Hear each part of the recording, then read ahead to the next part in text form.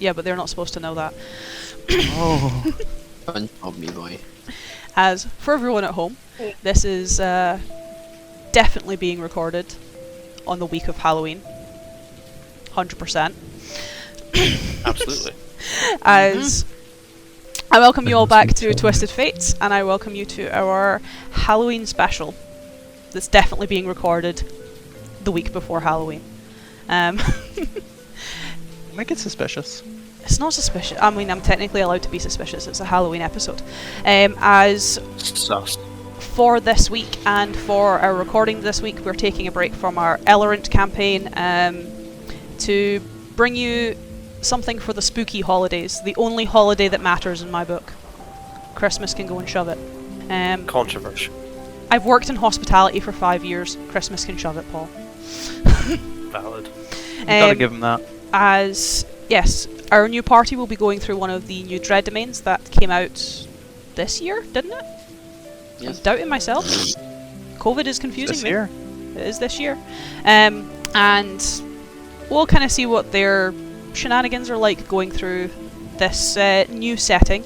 So, without further ado, as always, for the duration of this spooky adventure, I, Emily, will be your dungeon master.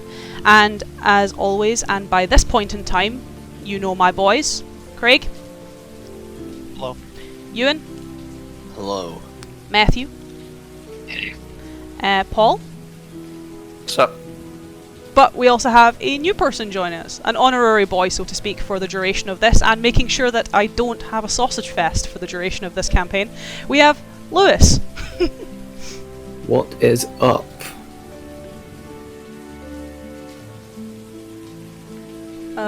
New campaign, same old Ewan. As since this is a new story, a new kind of short mini-series for the Halloween period, we have a collection of new characters, which I am very happy about. They are very interesting characters, very different from the characters that you're used to seeing from my boys, and then obviously we have the surprise character in Lewis. But I get to shut up for a little while, as going round in my circle, Craig, then Ewan, then Matthew, then Paul, and finally with Lewis, they will introduce you guys to the characters they will be playing for this short series. Craig, you can take it away. Because I'm never allowed to, have it easy. Never, So hi, I'm playing Tanith Yadal Malik, which is all Egyptian, though I won't exactly share what the Egyptian's for.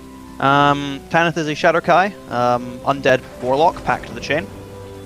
Though each of those aspects will be shown as we progress, hopefully, fingers crossed. It would be very disappointing if I didn't get to make use of some of my abilities that I've aestheticized. Tanith is very different from especially Eidolon, which is what I'm playing in the Ellerant campaign, as unlike Eidolon, who is very confident, very, I wouldn't say full of himself, but knows what he's doing and has the ability to do so, Tanith is a lot more closed off, won't speak very often at all, and, well, even if he has the ability to, won't likely do much. Mainly because currently he's surrounded by, well, at least most likely, considering it's a party of players, he'll be surrounded by people, and that's not exactly where he likes to be. So I'll have to see how that goes.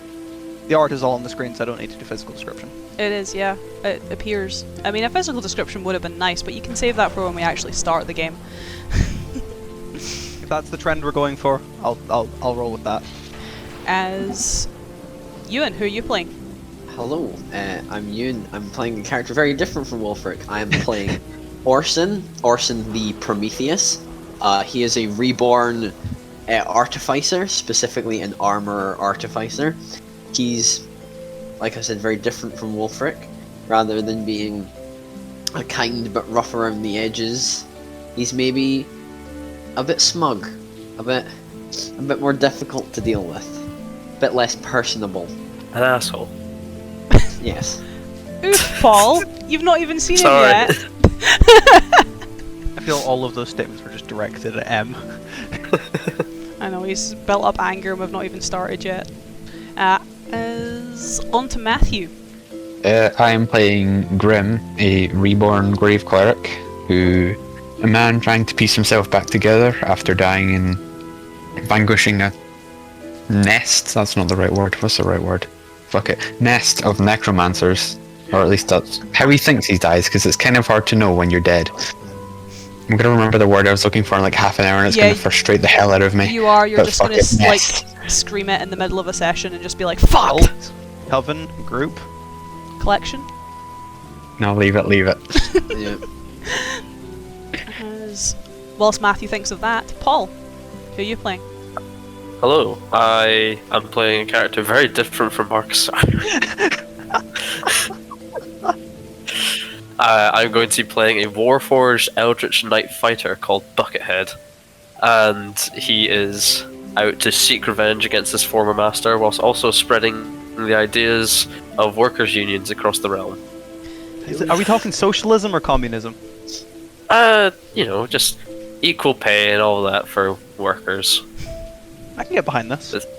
Exactly. I mean, can you really? You're kind of No, already indoctrinated. Tanith can. I can.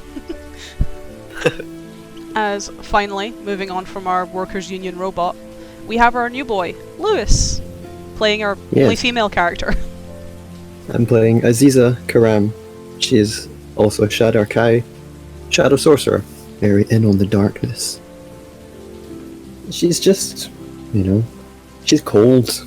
She's not much of a talker. This is Not going much to of a be talker, interesting. just like you. Yes. No, I am very much of a talker, but I'm also very scared. Of who? Who scared you? Craig. Oh. Why did I scare you? What did I do? I'm scared of all my parents. Ah, No one's getting any context for that, are they? Nope. As yes, those are the 5 characters that you guys will hopefully start getting acquainted with for the duration of this mini Halloween series. They all have very spooky themes. They kind of had the remit when designing these characters that they had to be Halloween themed in some way. So hence I have 2 Reborn and 2 Shatterkai. It was nearly 3 Reborn and 2 Shatterkai. But Paul I changed his switched to mind. Warforged. Paul changed his mind and went for Warforged. will save us all. But And I'll save you all in this session. maybe actually, hero. we'll see. Depends how useful you guys actually are against the undead. As for this spooky special, we will actually be playing in an isolated section of the Domain of the Haunted, which is known as Mordant, ruled over by a interesting character called Lord Wilfred Godefroy, who you may or may not meet at some point, though at least for today I have no intentions of you meeting such a man. And for today, since he is the new boy in the group, and I feel it's only fair, we're actually getting to start with Lewis. Finally. Craig, feel privileged. I am. As this session, for my other 4, you guys have not yet appeared, or at least from camera panning, it is not focused on you guys yet, as it instead focuses solely on Aziza. Were you right to be scared, Lewis? I don't know what I'm doing. That's okay, neither does she. As for yourself, or for Aziza, you remember very little. In fact, you remember going to bed that night. You don't really remember waking up, you don't remember sleepwalking, you don't remember being disturbed. It was pretty peaceful sleep, all things considered. Though you eventually awake as you would, and when you do so, you are not in your own room. You're not in your own home, and you're not with your family. You appear to be in quite a large room, though in a single bed, with a twin not far from you. The room itself is quite dark, very dimly lit. Most of the light seems to come through a slit at the bottom of the door. You are on your own in the silence. As even around you in the room, there appears to be some more personal artifacts that do belong to you. On a dresser nearby, you can see a small brass pot that is unfamiliar to you, but within it holds some of your own jewellery.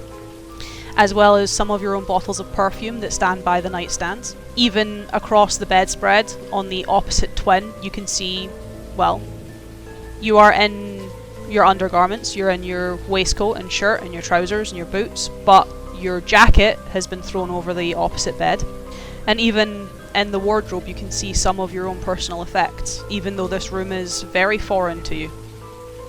What do you do? What do I do? What do I do? What do... I wasn't ready to be asked that question, Em. I mean, you're playing D&D, that's kind of the big thing, you know, what do you do? With a drunken sailor. He's not drunk yet, he's also not a sailor. They're lying. Well, can I get my jacket? I'll put my jacket on. Stand up, puts jacket on. The moment you start walking on the floor, you notice that the floor is quite sticky. This is why I hate my husband. Anyway. Not that kind of sticky, but fair enough. What kind of sticky did you mean? He leaves crumbs everywhere. Why would crumbs be sticky?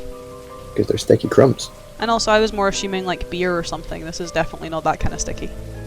Okay, kind of sticky? I have no idea what you mean. Can we move past the sticky? Well, yeah. Get a jacket on. Jacket, jewellery. Gather my stuff. Anything that's looks like mine. So head towards the door. Try and see what's happening. What is your passive perception, by the way? Bad. Oh, 13. 13's not too bad. I mean, it's not great, but it's not too bad. It's definitely not idle on passive perception, eh, Craig? Hey, I just got to 28.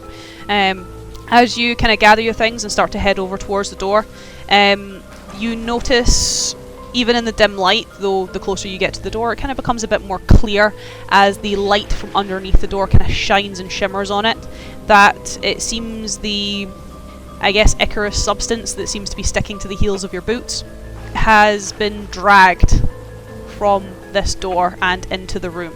It is a very, very dark liquid that has kicked up the rug, so something very big and very large has moved through here as it's kicked up the rug and moved towards the bedside. Unsettlingly, the bedside you were sleeping in. Is the dark Icarus substance any colour discernible? Not really in this light. The dark floor makes it quite hard to discern colour. Okay. Well, got to see what's on the other side of the door. I guess much to her relief, the door is unlocked. You have not been locked in here. As you open it out into definitely not your own house. Definitely not your own home. As this is very tall ceilings, red velvet walls, sconces that do not appear to have torches in them. They more have almost ornate glass cages nestled around the top of them.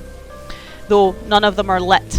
A faint glow just seems to emanate through the corridor, obviously casting the light under the bedroom door. There is a left and a right down this corridor. You can kind of see through the archway on your right hand side that a very ornate marbled room seems to lie at the end of this hallway, and on your left you can see another length of hallway, though that one is a lot wider and a lot more well decorated. Most likely a main corridor. Well, let's stick away from the main thoroughfare. Let's see if I can head off to the right. Start heading towards the ballroom or the dance hall. As you kind of start moving up, start wandering in the corridors and heading into this very large, very ornate dance hall that has been set up for, it looks like, some kind of masquerade, some kind of spectacle. There are very long tables that have been set up for wine, food, drink. Nothing is adorning the tables other than the setting and the placemats.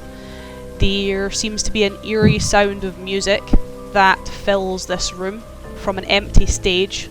Instruments gather dust, but it sounds like the musicians are there and playing. And someone appears to be wandering the halls, presumably looking in confusion more than anything else, as Matthew. Oh, What does Grim look like? perusing the halls. He looks like he's dressed in rather clerical-looking robes, but as if they've been dragged through a bush backwards like 7,000 times. They're very ragged, very torn, but still evidently there. And cleric, I'm tripping over my words. You've put me on the spot. His like thick leather gloves, holding a book that he would likely have open, and every so often just check something in it as he's scurrying around just to make sure he keeps his light going. His hood pulled up over his face and scarf to cover basically up to his nose, with the only exposed part being from like the nose to the forehead that is just a bleached white skull. As for Grim, you will have arrived into this place unknowingly. You are kind of wandering on your pilgrimage, hoping to find some more answers, when you came across quite a blinding light that seemed to encase you and your surroundings. Perhaps a message from your god. Hopefully a message from your god. You know, would be nice to get one of those these days. As you followed into the light and stumbled out into this hall. Not really too sure how you got here, other than the fact that there was quite a piercing ringing, almost a very metallic ringing when you stepped out, stumbling and tumbling into this hall, where, assessing your surroundings, you took a moment to gather yourself from a splitting headache, where you are now no longer alone in this hall. As standing not far from the archway, the kind of only exit in and out of this place, is Aziza. And what does she look like, Lewis? So, like, it's fairly dim light, so not super detailed. Anyway, she's a fairly small, pale elf with sort of wavy black set of hair, a dark coat down to her ankles, big boots, big cuffs, and a collar, little necklace. And she has a faint, she has a faint greyish black aura around her. That's the mage armour. Very contrasting to Grim's golden light from his book. Yes, I'm pretty much the opposite of everything that you are. Well, other than the fact he's a skeleton. Well, no, because I'm alive, so... Yeah, you know, there's that. As now I get the question of, what did the two of you do? As you're kind of standing awkwardly looking at one another. Question, how, in terms of disrepair, how is this place looking? Like, does it look lived in? Yes. The house is not dishevelled, it is not destroyed, it is intact. There is a fine layer of dust on some of the objects, like the instruments don't look like they've been touched despite music being played in the background, but everything is tended to. There isn't any signs of damage or decay or rot. Okay, that's fine. Then I'll sort of turn off and be like, apologies, is this your residence? Not one I've recognized. No. Alright, interesting place. Are your circumstances are they strange? I was not here. Now I am here. But why was I brought here? He sort of furrow. I say furrow his brow. He doesn't have a brow to furrow before just like pausing, flicking a couple of pages of the book and just studying it for a second, looking for some kind of prayer or incantation to help. I am glad I found you. Do not like being here alone. At least I know I'm not the only lost soul. Right. I don't think there are any more answers in this room. I suggest we look elsewhere. I'm right behind you. Alright. Grim is forced to take the lead. Sorry. I don't want to say stand up, but like write myself from my investigations. Sort of make my way down towards this corridor. This, book outstretched for the light. One hand reaching up to like the holy symbol that would be around his neck, just to be safe. as you guys head down the corridor, back past the bedroom that yourself, Aziza, woke up in, and towards this very long main corridor where there are doors spanning left and right. You can see decorated walls of various paintings, but before the two of you can fully investigate, one of the doors flies open, not too far from the end of the hallway, as clattering out alongside a trolley for cleaning supplies, as well as some brooms, some mops, a collection of towels and napkins. Paul, Yes. what does Buckethead look like? So you'll see before yourself a about 6'3" tall suit of armor made only a little bit taller by some ornate wings off the side of his helmet. He's very black, dressed with a dark red cloak, and though you can't see any eyes behind his helm, what you do see between the plates of his armor is a sort of faint purple glow. I'm a suit of armor. As for yourself, Paul, for Buckethead, he had got news, a sighting, perhaps, of his former master, though the only problem is it meant he had to pass through the valleys to the next town over. And rather than going through the mountains, as advised by the townsfolk there, you took a cavern, a tunnel that cut the valley in half. A dark and treacherous passage that most people didn't like travelling, but it wasn't really one that fazed you, as, well, in your state and your creation, it's quite difficult for you to die. So, fearing no man nor beast, you wandered into the darkness, slowly finding the tunnel starting to become thinner, narrower, tighter, more claustrophobic, as the darkness just seemed to be never ending, until you found yourself tripping and stumbling, perhaps over rocks, you're not too sure, before you tripped and fell through a doorway and into this corridor, where not too far from your right hand side, a very skeletal man, because he's a skeleton, and a very pallid, pale looking elf probably stand in quite some surprise, considering you've just tumbled out of a storage closet. Okay. I guess I'd look around my new surroundings, see these two individuals, and call out, "Hello there!" He's doing the voice. Yes, he's done it. I respect that. Where might I be? It's a shame. We might have asked you the same thing. So you do not know where we are? It's some kind of residences, as much as I can tell you. How strange. I was just walking in a cave, and next thing I knew, I tripped over a mop bucket. Turn back to Aziza and just be like, another lost soul. At least you have one. Some of us might. Interesting. This party's definitely going to be a riot. Yes. As, speaking of riots, flawless segue, as the three of you are kind of standing in the corridor, this house has been eerily silent. The clattering of this suit of armour has been the only noise, other than the soft melodies of the dance hall, that has penetrated this building. Until another set of doors fly open, though this time in more of a panic, as almost the distant cry of a mob seems to drift on the mist that lingers outside of this building. As running through the entry hall and bursting into the main corridor, Ewan, what does Orson look like?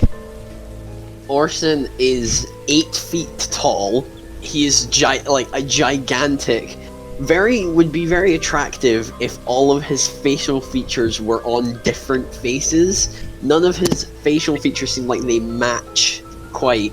Underneath, he's very well dressed, but you can see just from like the collar, like bulging veins and like discolored skin, and the veins seem to almost dilate with a blue hum, and it's visible in his hands as well. He has a massive burn scar on one side of his face, and almost like a Glasgow smile that's been stitched back up. As for yourself, Orson, you seem to have found yourself in this strange place. Well, you're not really sure how you ended up in a house, for a start, as you remember running away from quite an angry mob. You had arrived in a small village offering your assistance. They were dealing with a few things that your expertise could perhaps assist in, pertaining to undead and bodies and body snatchers, where upon figuring out what you were and being a little bit more unsettled by your visage, they chased you from the village, calling you a monster, with their pitchforks and torches chasing you into a nearby woodland, where they chased you into the fog, they chased you into the mist, and you kept running until you seemingly barreled through a set of doors. You did not open these doors. The doors almost swung open for you in the middle of the woods, where you tripped and almost stumbled now into this corridor where the sounds of the mob have gone, and for the four of you, you can hear the doors creak close behind him, as turning around to see you now in these very strange surroundings in this estate house, you see Aziza, Grim, and Buckethead, the suit of armour, the skeleton, and the elf. I have been running for 30 minutes!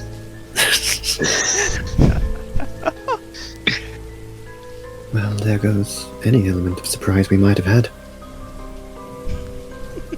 There's nothing waiting for us. So surprise, it was, the fuck is this? Some kind of trick. You're not from here either, are you? I'm barely from anywhere. I mean, technically, if we want to get technical, I'm from all over.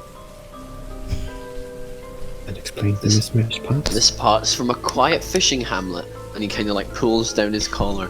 This part is from a big city. Used to be a businessman.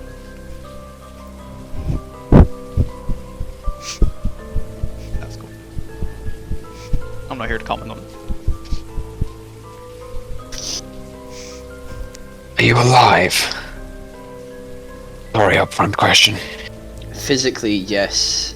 Mentally, incredibly, I am very smart. Emotionally, I have been dead inside since a good while. So, I mean, physically, yes. To answer your question, sort of. And again, he just furrow his non-existent brow and think. As what are the four of your passive perceptions, by the way? 10. 9. Is there an 8? 5, 4, 3, 2. 12. So the highest is Aziza. Just. Oof. As the four of you, it would take probably Buckethead a little bit of time to actually catch on. It's not really a sound he's very familiar with. As from the door at the far end of the corridor, it seems to have opened slightly, and standing in the gap, double taking at least for Grim and Aziza, you think it's a cat. Then you notice the cat is a little bit more like yourself, Grim, where it's missing a lot of its flesh. It's a lot more skeletal. It sees the four of you and screams something awful. Something that is almost a combination of that of a cat, almost when you step on its tail, and that of a person, just screeching as it sees the four of you and darts back into this room. Where did the kitty go? Orson physically recoils and just like covers one of his ears, and he's like, he had to give me the ears of a piano tuner, didn't he? This is your torment. I would walk up to the door where the cat had went and open it. Cool. Clambering along the corridor, as it's very difficult for you to be stealthy, and you aren't in, you just are the suit of armour. I like to imagine it sounds like a pots and pans falling out of a cupboard. Symbols walking down the corridor. Yeah. As you open the door into a sitting room, you can see a large set of double doors on the far end, and I guess it unsettles you a little bit though, you can ever so slightly, as it's nothing but embers, as on the left hand wall there is quite a grandiose fireplace. Sort of skirt the outsides of the room, always keeping like my face to the fireplace. However, there seems to be another figure in this room, as Craig, as the party peer around the corner of the door and Buckethead steps through, skirting away from the fireplace. What does Tanith look like? Also, probably behind the sofa with the cat now on their arm is the best way to put it. If I'm assuming Ia is telling me what it saw. Yep. Probably only standing around maybe 5'1", 5'2", an incredibly short figure. A race doesn't immediately come to mind, as their skin is incredibly pale with an almost bluish tint to it at times, though the only reason you're able to see that is because it's quite prevalent around their sort of midriff stomach area, as much as they're not wearing clothing, the rest of their body is entirely wrapped up in, well, wrappings. Bandages would be a way to put it. It does separate at times, such as down their leg or across portions of their neck, though their neck is also covered up by a rather ornate-looking collar, is the best way to put it. Different parts too, such as along their... I don't know what the area would be called, waist? No, it's not really a waist. Ribcage? Around their rib cage and down their leg, there's bits of exposed bone as the flesh seems to have almost melted away, and one of their hands is just, as even though it's wrapped up in bandages, it's completely skeletal. Piercing out from where an eye would be, even though their head is entirely bandaged up, is a glowing red eye. And almost pouring out some of the backs of the bandages and parts of the top too is quite stark white hair. Not grey, but white. As for Tanith, I guess your memory is the most fuzzy out of everyone else. Never been good with it. As similar to Aziza, you will have awoken in this place. You will not have arrived in this place. Though your memory was when you were still standing in the tomb. When you were still mummified in Pharaoh's tomb. Well, yes. What awoke you from that almost suffocating sleep was the smell of smoke, as you awoke to find a fire and its embers in this sitting room, surrounded by plush furnishings and this window that seems to look out onto a lot of greenery, something that is quite foreign to yourself. I don't know what the fuck a green is. You know what the colour is, you just haven't seen it on a plant before unless it's spiky or a palm tree. It's a plant. As kind of gathered in the doorway and skirting around the room, there is a walking suit of armour, and coming into the room through the doorway is a very, very tall man, very, very mismatched features, though very well-do trench coat and waistcoat. A very well-dressed elven woman, very similar, I guess, to the elves that you would have grown up with or been trained with, and another skeleton, another dead person. Grand. I made sure in my physical description to keep out, well, pronouns, because it's not very obvious just with how Tanith looks. Yes. That's probably more clutching the cat on the arm a little bit closer, sort of just looking over all of them, taking a slight step back, sort of clenching in quite readily. Which of you wretches brought me here? One of us, we all seem to be lost. And I'm to buy that from for a single moment they'd almost just swallow. Well, I say swallow, it's rather uncomfortable, as there's not much of a trachea left for saliva to go down. 4 individuals who appear nothing like what I'm used to. Well, 3 at least. As their eye sort of settles on Aziza for a second. I don't want to be here either. I suppose anywhere's better than being chased by fucking Luddites. Yes, but at least when you're being chased by Luddites, you have any inclination of where you are.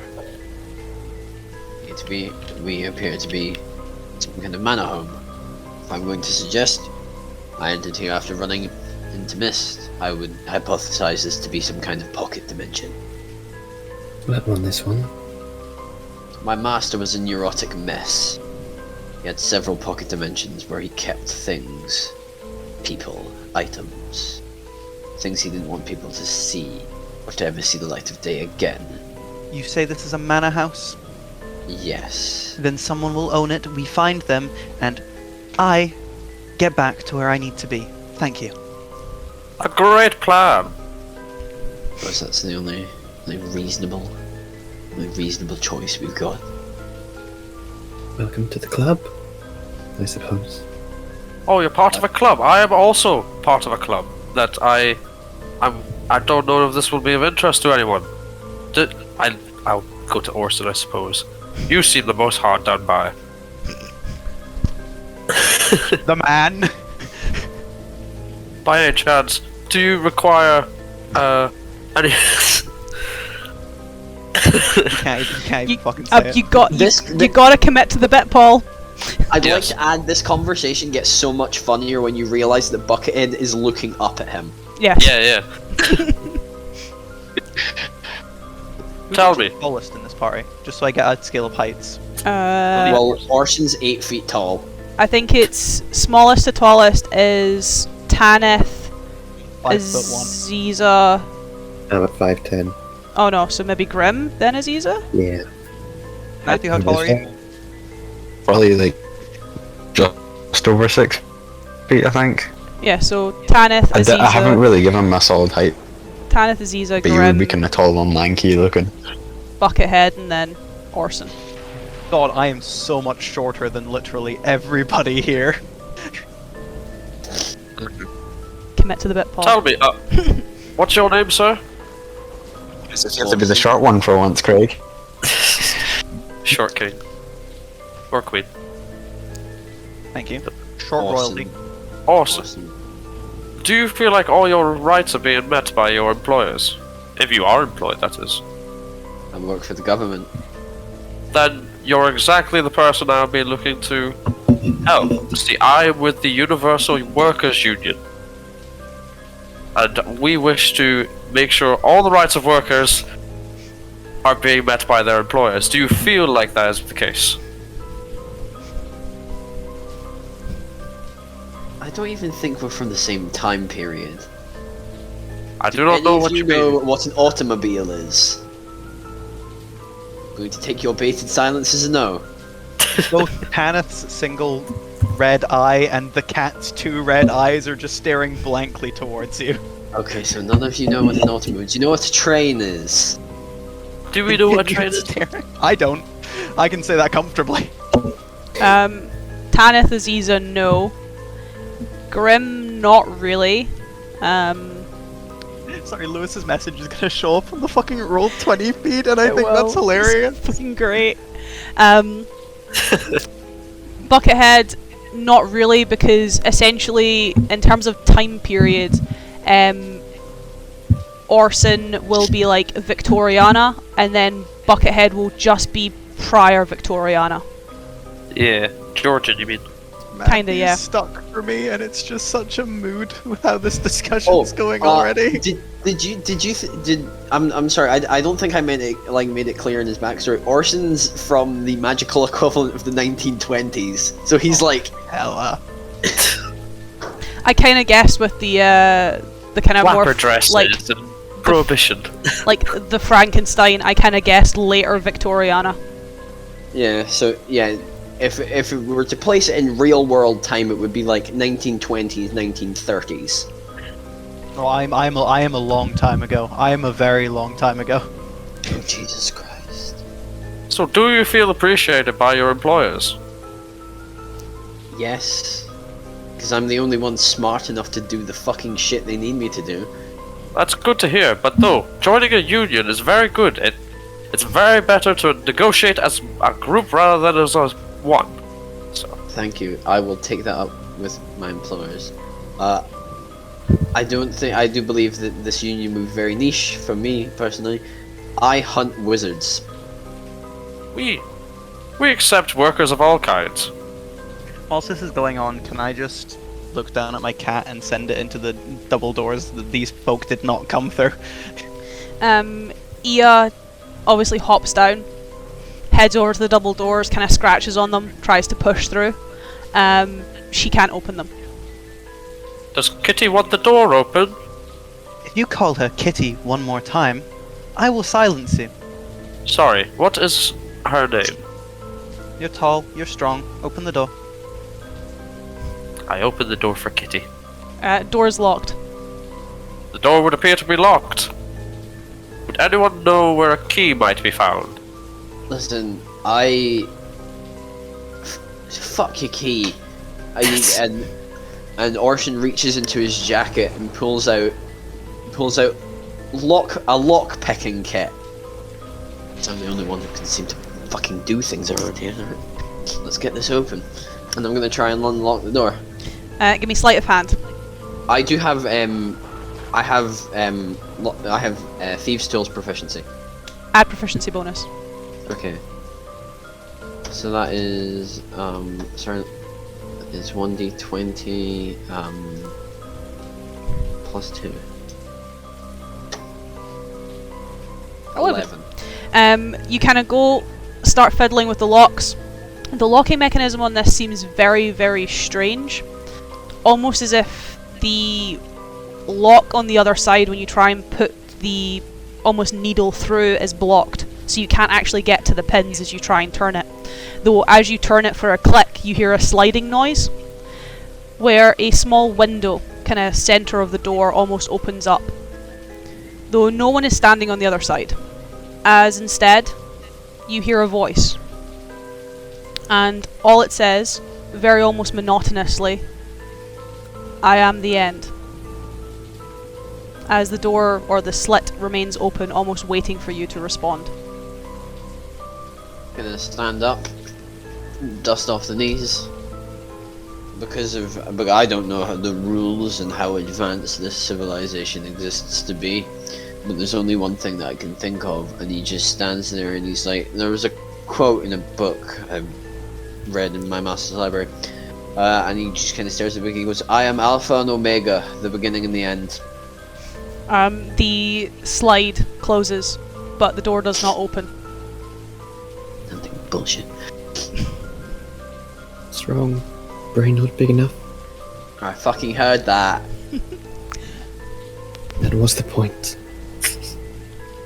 I'm sorry, am I taking cheek from someone I could throw like a rag doll? Perhaps. Let us not turn against each other. This is what our masters want. See, we have to stick together. Masters. Currently, we have been provided no reason to stick together except the fact that all of us are in the same room, and for all I'm aware, one of you put us here. So the only person trying to pit us against each other at the moment, in my experience, would be you. Pointing at the suit of armor. I'm not pitting anyone against each other. Then shut up and help! Listen, we need to work together for the sense of, like, we've got self-interest. That's it. If we work together, it's better than us all splitting up, getting fucking murdered. It's the first rule of survival. You don't fucking split up, especially in a spooky fucking mansion. Alright. What about the tales of Scooby-Doo? Those tales are legendary, frankly. In those tales, you also don't split up. I'd more turn to Orson since he seems to be the one with the most lick of sense here. Alright, you seem to be someone in here who actually has half a brain.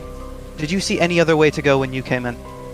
No, I came in through a door, getting chased by a mob. I didn't see any other way in besides the way that I came in. Have you attempted to leave out of the way you came in? I'm going to presume, based on the fact that it closed by itself, that it sealed me in here. I'm no expert on extra-dimensional planes, but that tends to be the one-way door entrance is very common, very popular. They published a whole article about it in Wizards Monthly.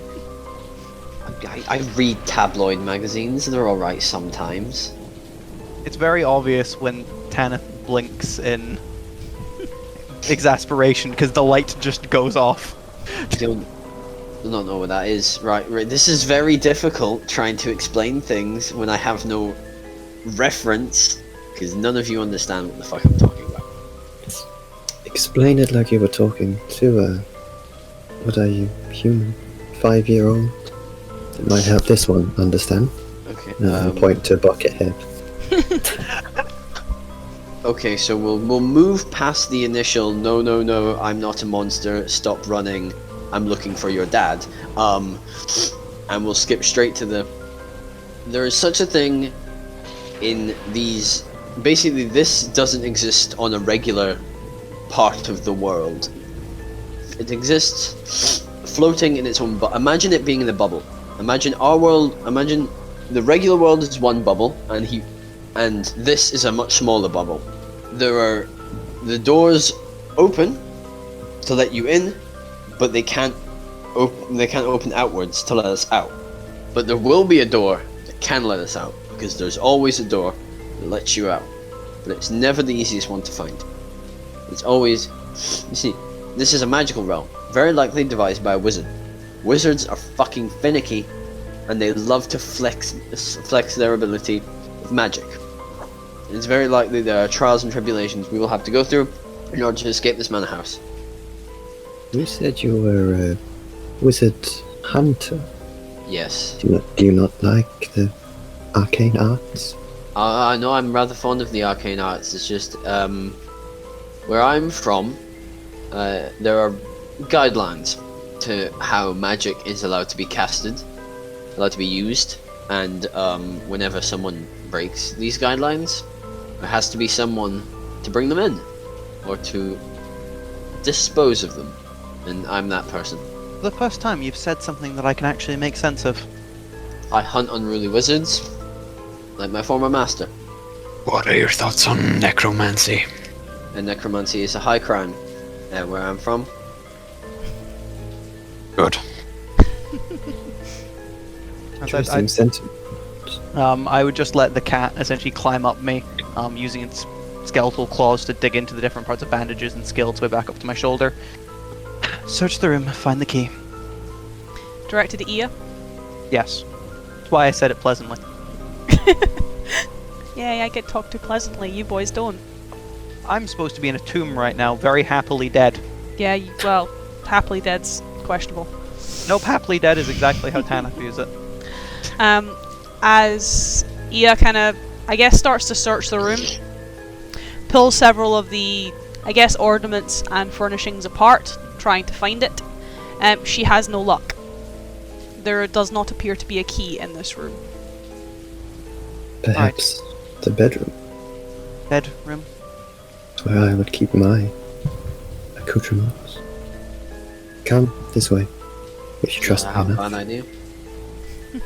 Got no other Tanith reason. would wait for everybody to file out to go behind them rather than anywhere close to them.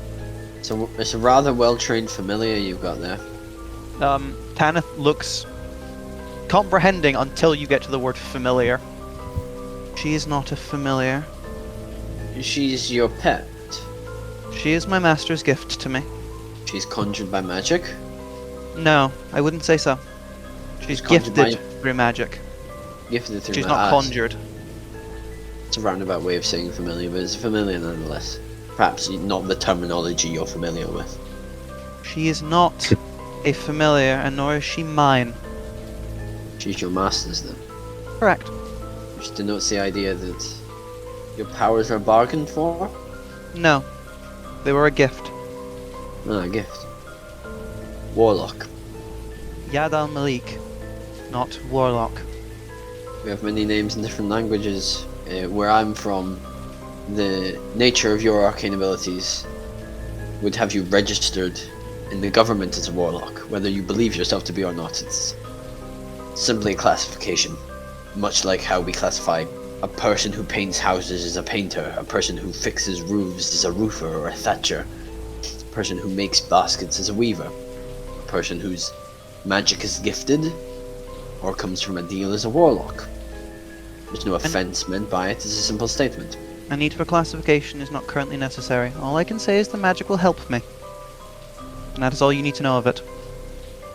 It's the best way to view magic. I hate bureaucracy. I didn't expect this, as I expected to come in disliking everybody, but Tanith has already found someone who actually has decent opinions. So that's a good start. Decent opinions. I'm staying far away from him, but... Decent opinions, nonetheless.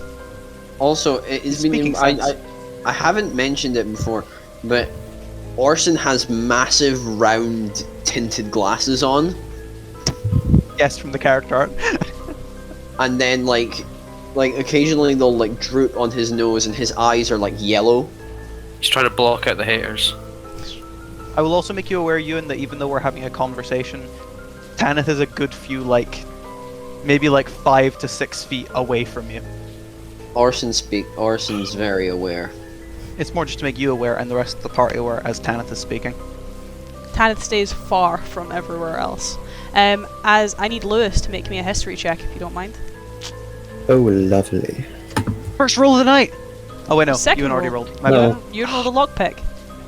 Lewis's first roll. Lewis's Lewis. first roll in Twisted Fates. It's my first roll ever. The first ever Twisted Fates roll was a nat 1, so... It was, yeah. What was it you said? History? History, yeah. 7. Oof. No. You are aware that what Tanith said is in a language that is familiar to you. However, it is a language that you have purposefully, over the years, tried to forget. As the words are familiar to you, but the meaning is lost. Would I know? This being the Yad al-Malik. Yep. You can give me a history check, Orson, considering your master was very well read in various different languages. Essentially, for the purpose of this, that word Egyptian, quote-unquote, is a mixture of, deep speech and Sylvan. Is the best way I can put it. Fucking go, I'm fluent in one of those. Because those were the two languages that kind of made sense to intermingle. Yo! Dirty 20. Nice! So, as you guys start to leave the room and make your way down the corridor, you're, I guess, trying to probe, you're trying to think. You like to know who you're travelling with, especially if they're magically inclined. This character is definitely a interesting one, to say the least. However, you're searching your brain, searching your lexicon for perhaps any familiar notations in the language. The dialect is perhaps a little bit darker than you would have liked when you finally settle on the meanings of the words, as it would appear that Yad al-Malik means king's hand. Possibly noting that this wrapped and dishevelled individual is quite important to his master, or to their master, which doesn't usually bode well when it comes to hunting the people you hunt. Orson's already made up formulated a theory in his head.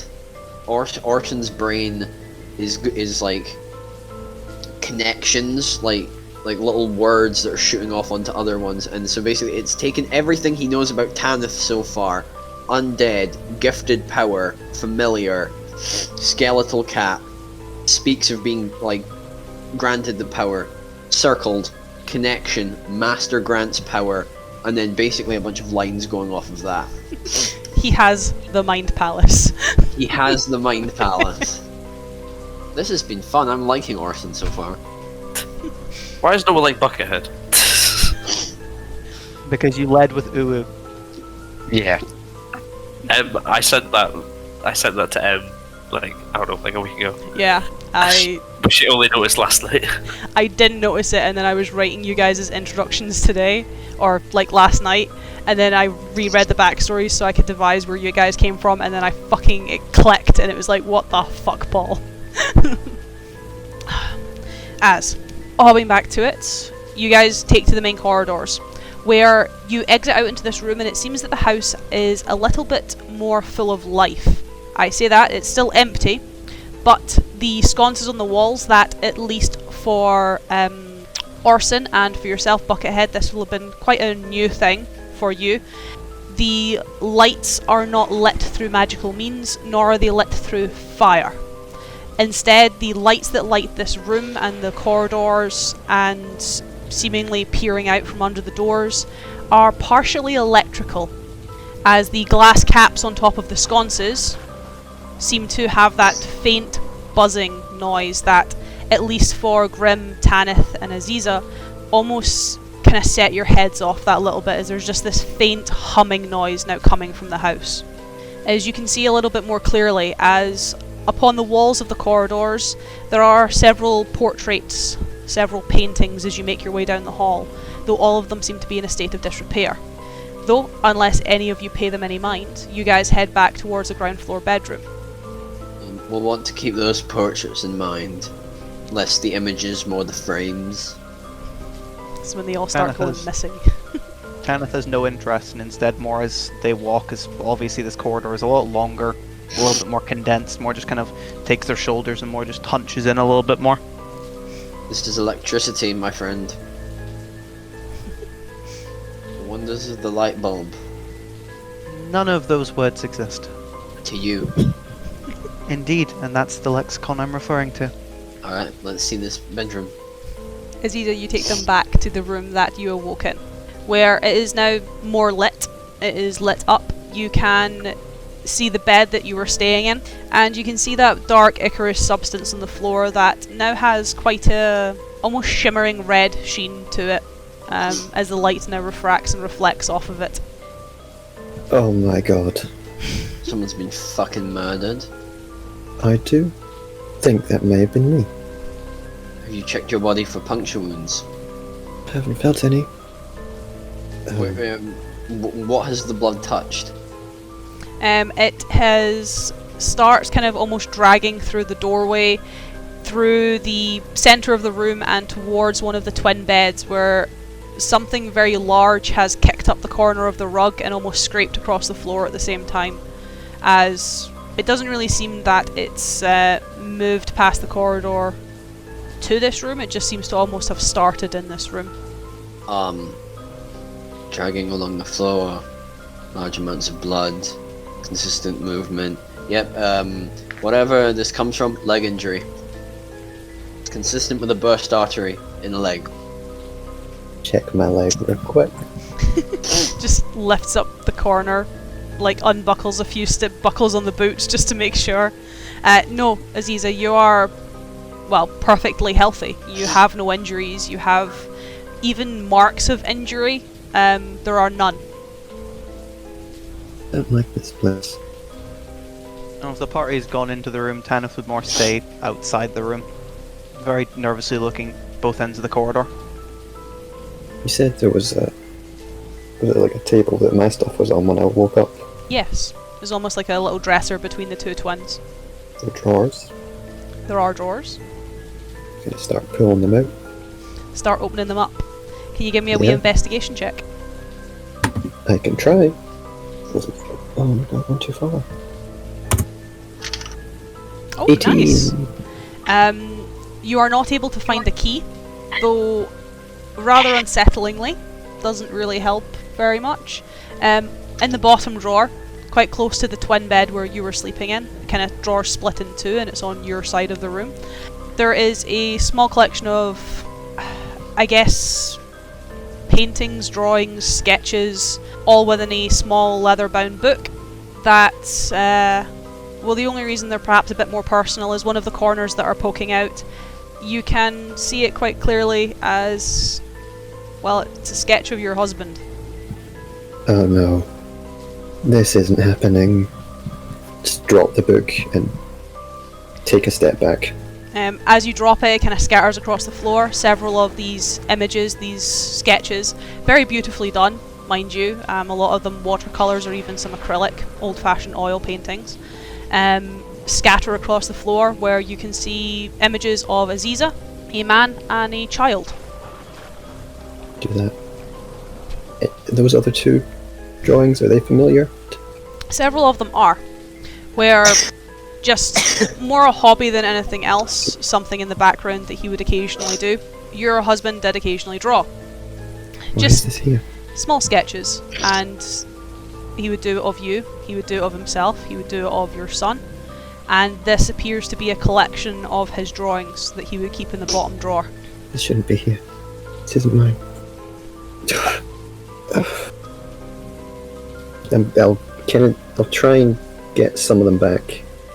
A few of each person and stuff them in my pocket. Just in case this has actually been taken from, my house. As you kind of almost gather up some of them, stuff them away, take that breath, very unsettled. Anyone else? Anything? I've not seen anything. Is anyone else properly investigating the room? I'm gonna properly investigate. Give me an investigation, Ewan. 12. You also cannot find the key.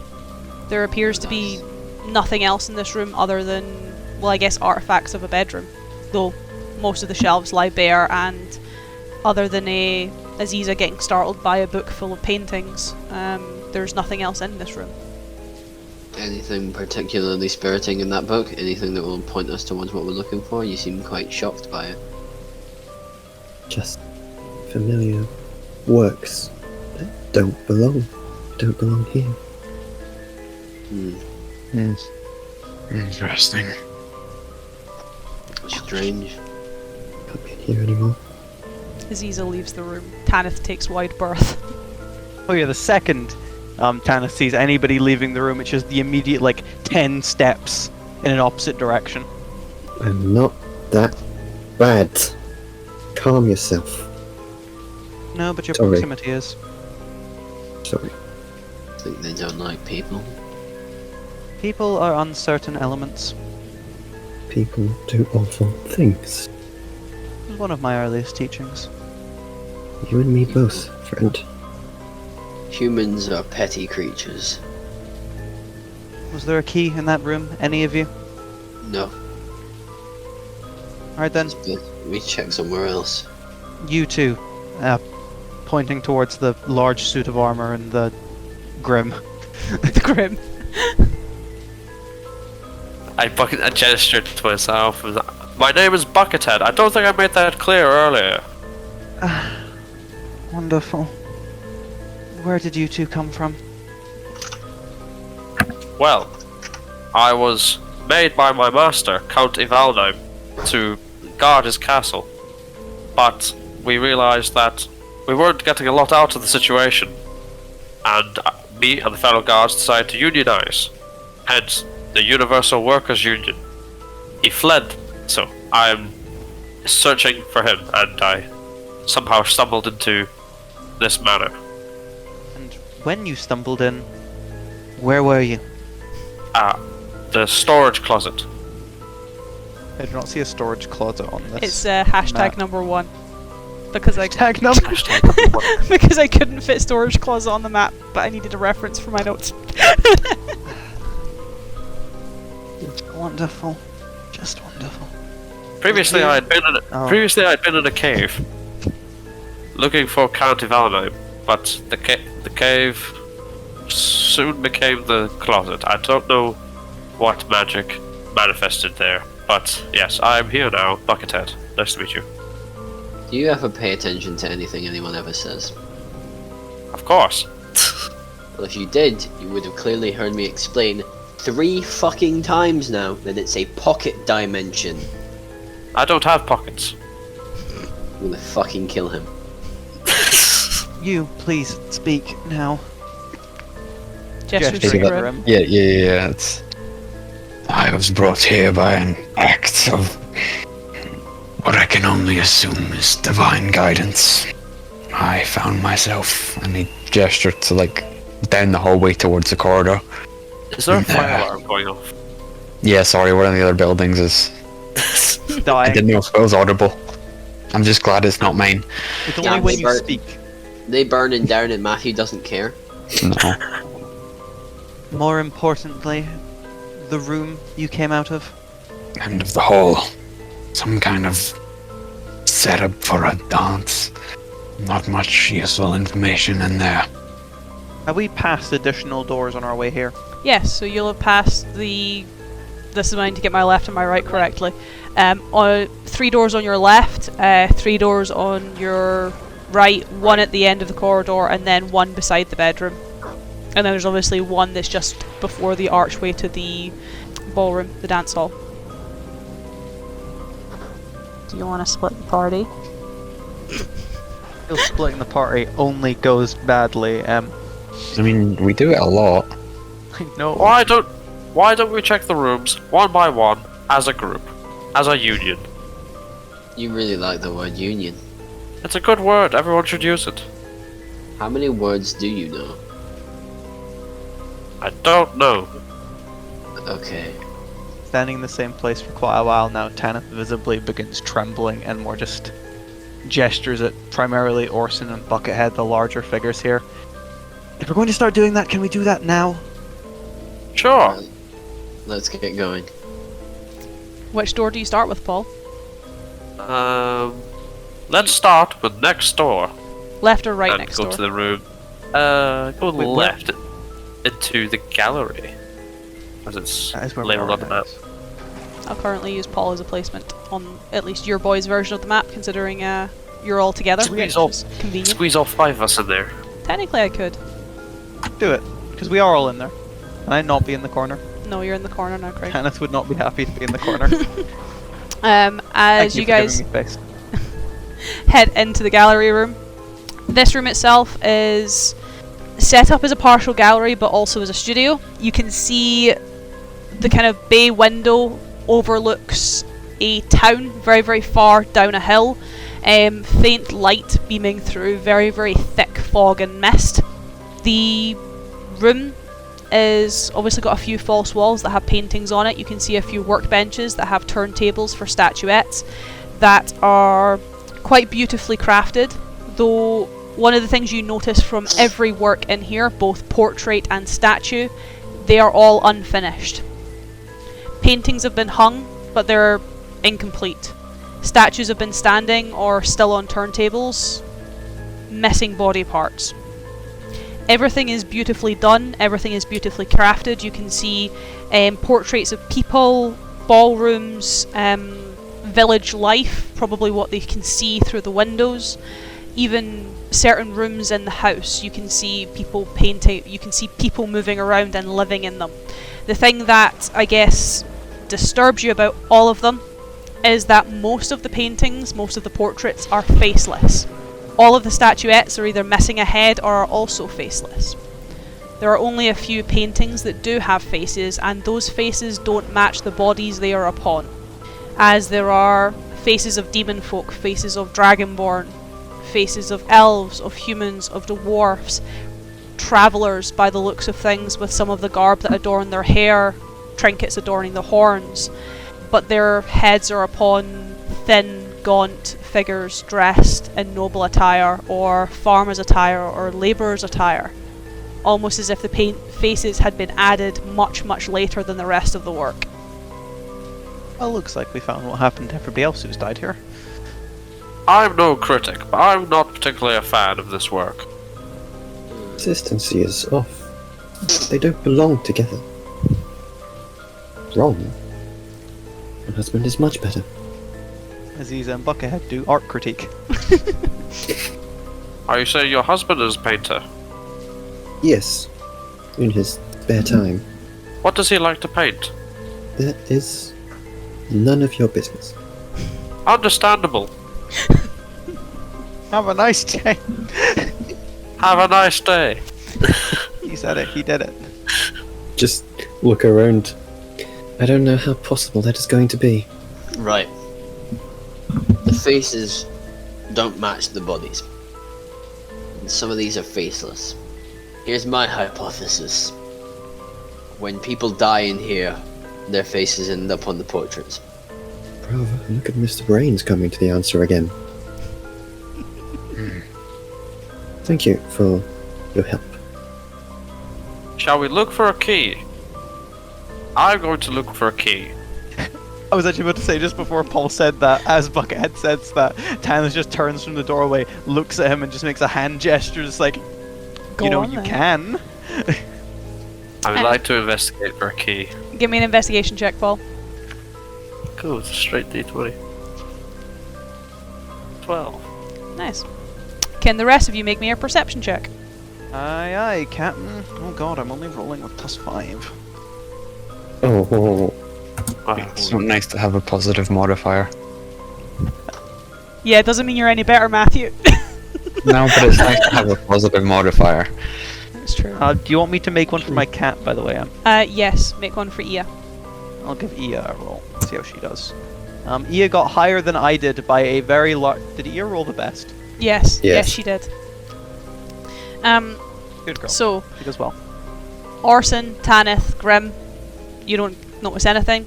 I guess perhaps maybe it's because you're actually looking at the art a little bit, Aziza, that you notice, and Ia obviously alerts you. As Buckethead, you start investigating the room, looking for a key. You kind of pick up several of the canvases, move them around. You pick up several of the statuettes just to kind of clear them off these quite cluttered tables. And, well, for Aziza, you start to hear laughing, giggling almost. Very, very almost childlike laughter. As following that, something that Ia alerts you to, Tanith, is you can then start hearing the almost pitter-patter of porcelain upon wooden floor. Oh no. Oh no. As I need to make a roll. I'm thinking we might not do combat this session. Well, I didn't think it'd be this soon, but then you were like, hey ho, let's go to the gallery, lads. I actually need to ask, because I don't know Buckethead's AC off by heart. Does a 19 hit you, Paul? My AC is a 19. So just. That's sad. This is actually really sad damage. Can you make me a charisma saving throw? Is Buckethead's charisma high? No. Oh, thank the good gracious Lord. This one was the Lord good or gracious. As Paul, you take 3 damage. Aye. As you're looking around, moving around, and you pick up a little statuette just to kind of lift it up, move it out of the way, and you don't really have a body, you have this almost ethereal mist that conjoins your armour. You feel a pinprick as Ouchie! the tiny statuette in your hand seems to come to life, move, and has quite a long, sharp silver needle which it pierces through the joins in your armour. This a little statue that's about yay big on the Bit table. this big. Okay. I yell, ouchie! And then I slam down. With your weapon or just with your fist? Just crush it against the ground. Can you That's give just- me a attack roll? This is unarmed. I actually haven't written that on my bloody character sheet. What is an unarmed strike for a fighter? It's strength plus proficiency, Strength like plus everyone. proficiency, and then your damage is 1 plus strength mod. Yep. Okay. The only class that has additional unarmed stuff is monk, or if you take the new unarmed feat, or tavern brawler Yeah. as a feat. Okay. 16. That hits. Roll me some damage. What Well, was the actually, damage no, again? it's not roll damage. It's 1 plus strength, Oh, okay. Which That's 4 damage. 4 damage. As I need the 5 of you to roll me initiative. How strange did it feel there saying 5 of you, Em? It felt very strange. I've had the 4 of you for so long. Stop. Oh, I need to roll one for my... Wait, do I roll one for my cat? I don't know if I do. Ia takes your initiative. As I disappear to get a pen. It's also nice having a positive one of these. Wait, you have a positive dex, Matthew? I do. What? I know. It feels wrong. Oh, your familiar acts independently of you. In combat, it rolls its own initiative and acts on its own turn. Curses. Okay, I'll keep track of Ia's. Just for reference, I will roll up Ia's initiative. She is an imp, by the way. I just Yes. specified it as a cat. Ia rolled a nat 1, so that's all the way down at a 4. Which works for me. So I am on... Why can you boys never roll decent initiatives? Because we suck. Yeah. You can quickly get some tissues on your back. Go for it, you, and I'm just rolling up the initiative. Is... I need to roll some stealths. Uh-oh. Don't like that. Also, just so you're aware, Ia acts independently of me, but obeys my commands, so I'm assuming I should just control her. Yes. Cool. Unless... How do you spell Ia? I-A-H. I was really hoping it was going to be EA. In the game! It's in the cat. Don't put it in the cat. So, 1 is obviously visible because Buckethead has got it in his hand. The rest of you are not so lucky. At least until it gets to Aziza's turn in combat. Because at least she'll be able to find some of them. It feels weird having none of you be useful in terms of perception. Perhaps a perception of 15 help at all? Yeah, it would. I feel good. I feel helpful. She is at bottom. Excuse me. Paul, hush. It's the cat. I forgot about the cat. As top of initiative, it is me. Down to the bottom. And no one Don't likes Paul. say that. But, no. Hush, Lewis. As a 15 won't hit your AC, Paul. As you slam this statuette down on the desk, it doesn't seem to break. Made of porcelain, you'd expect it almost to smash, but it seems more resilient than that. As you feel a prick under your boot, kind of almost shoved between the plate of your ankle and of your heel, where another small statuette is prodding your foot, but sadly does not hit you. As Tanith, Yo, it's my go? your go. Damn. I didn't actually think I rolled that high. Yeah, but you also all rolled abysmally. So what, these This appear is to be your like fault. little dolls and one of them stabbing at Buckethead's feet. Yep, they're like little clay porcelain statuettes, all missing faces. So, we'll see how it reacts, as essentially Tanith, taking a step back, slight shock, slight bit of fear, really isn't normal, gathers themselves for just a sec before just lifting up their, we'll say the skeleton hand, the left hand, as you'd almost see some of the bandages start moving around until one of them loops around the wrist and almost seems to disappear, and around the doll, seemingly out of nowhere, crescenting around them, the bandage appears around it, as I'm going to attempt to crush it with that as I cast Chill Touch. As does I'm assuming a nat 1 misses, Yeah, it does. as that will have no That's- effect. That's quite crazy. You've rolled 3 nat 1s.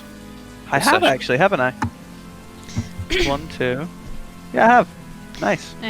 As yeah, the bandage will simply have no effect. As the head of this thing almost creaks around, almost breaking, you can hear the sound of clay and porcelain smashing as it turns around to look at you with a faceless expression that just giggles at you with no mouth to produce sound. My turn is not yet over, however, as I will use my bonus action to speak a word that, well, wouldn't really be understandable, as it's essentially attack, but in Egyptian, as I'd essentially have Ia jump from, essentially climb up me again, get onto the shoulder, run along the arm, and then jump, wings extending, and I'll use my bonus action to command it to take the attack action. Yes. I don't know if that happens now or on its turn. I don't actually know, the wording isn't very clear. I will be honest, I've not looked at it for you. Because it's, Find Familiar is, Familiar can't attack but can take other actions as normal, but it's just investment of the chain action. As a bonus action, you can command the Familiar to take the attack action. Do you just want to say that happens now, or? Yes, and I will look it up after session. We'll just say that happens now. Because And we'll give Ia a little... your commands are usually a free action, so it wouldn't make sense if it was a bonus action to use the attack action and then it not to pop off on there. As it does that's another nat 1. That's great. Wait, 3 nat 1s in a row. Uh-huh. Screenshot that. 1 in 8,000. That's crazy. Yeah, that's literally, this is the worst night I think you're having, Craig. So when Okay with it though, it's just turn 1. when it rolls around to Ia's turn, if she would then obviously attack the statuette, the small porcelain doll, roll with disadvantage. Nope, it will not be doing that, as I know exactly what she'll be doing. Just in case she would be. As Also- she kind of fumbles and moves. Just for note, Ia cannot attack on their own turn. Well, you can use your spells and stuff through her can. Yeah, but that's on my turn, but... Yeah. As Lewis, it's Aziza's go. Oh no. So how many are there of the little dodgy dollies? So there are 2 attacking Buckethead at the moment. There's obviously the one that's in his fist and there's the one that's attacking his foot. However, with your passive perception, you are able to see 2 more running between the paintings that are scattered amongst the floor, as they did not roll high enough on their stealth to avoid you. Would I have also I seen those can't in that do case? quick maths, Yes, you would have as well, Tanith. Myself away. Sorry. Can't do quick maths, is that 2? So 4. 2 attacking 4. Buckethead, 2 running around. 2 plus 2 gives 4. That's quick maths. That is the joke I was making. Anyway. Yeah. Yeah. Cool. Spend 1 and I store 3 points straight away. Ooh, there goes resources. There goes resources. Have I got Tanith's name yet? Do I know your name? I've never said my name. I've only ever said Yad al-Malik. Well, nice try. Oh God, what was my accent? Nice try.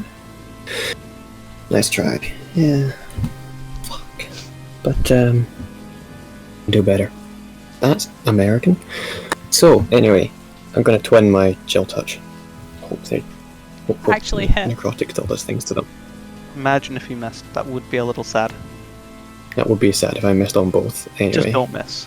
So with me, it's just kind of like little spheres of bluey white thingamajiggers sort of coalesce in my hand, and then I just push my hand out, and two little blue, teeny tiny little beams just go right into them.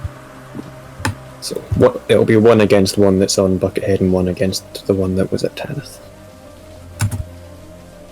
The Tanith one first. That's a 26. Also a nat 20. First Yes. nat 20 of the game, let's go. Cleared the way for him with the amount of nat ones. You took all the bad luck. So how do you do these? So nat 20s for me is you roll your damage, add any modifiers that need to be added to it, and double it. Okay.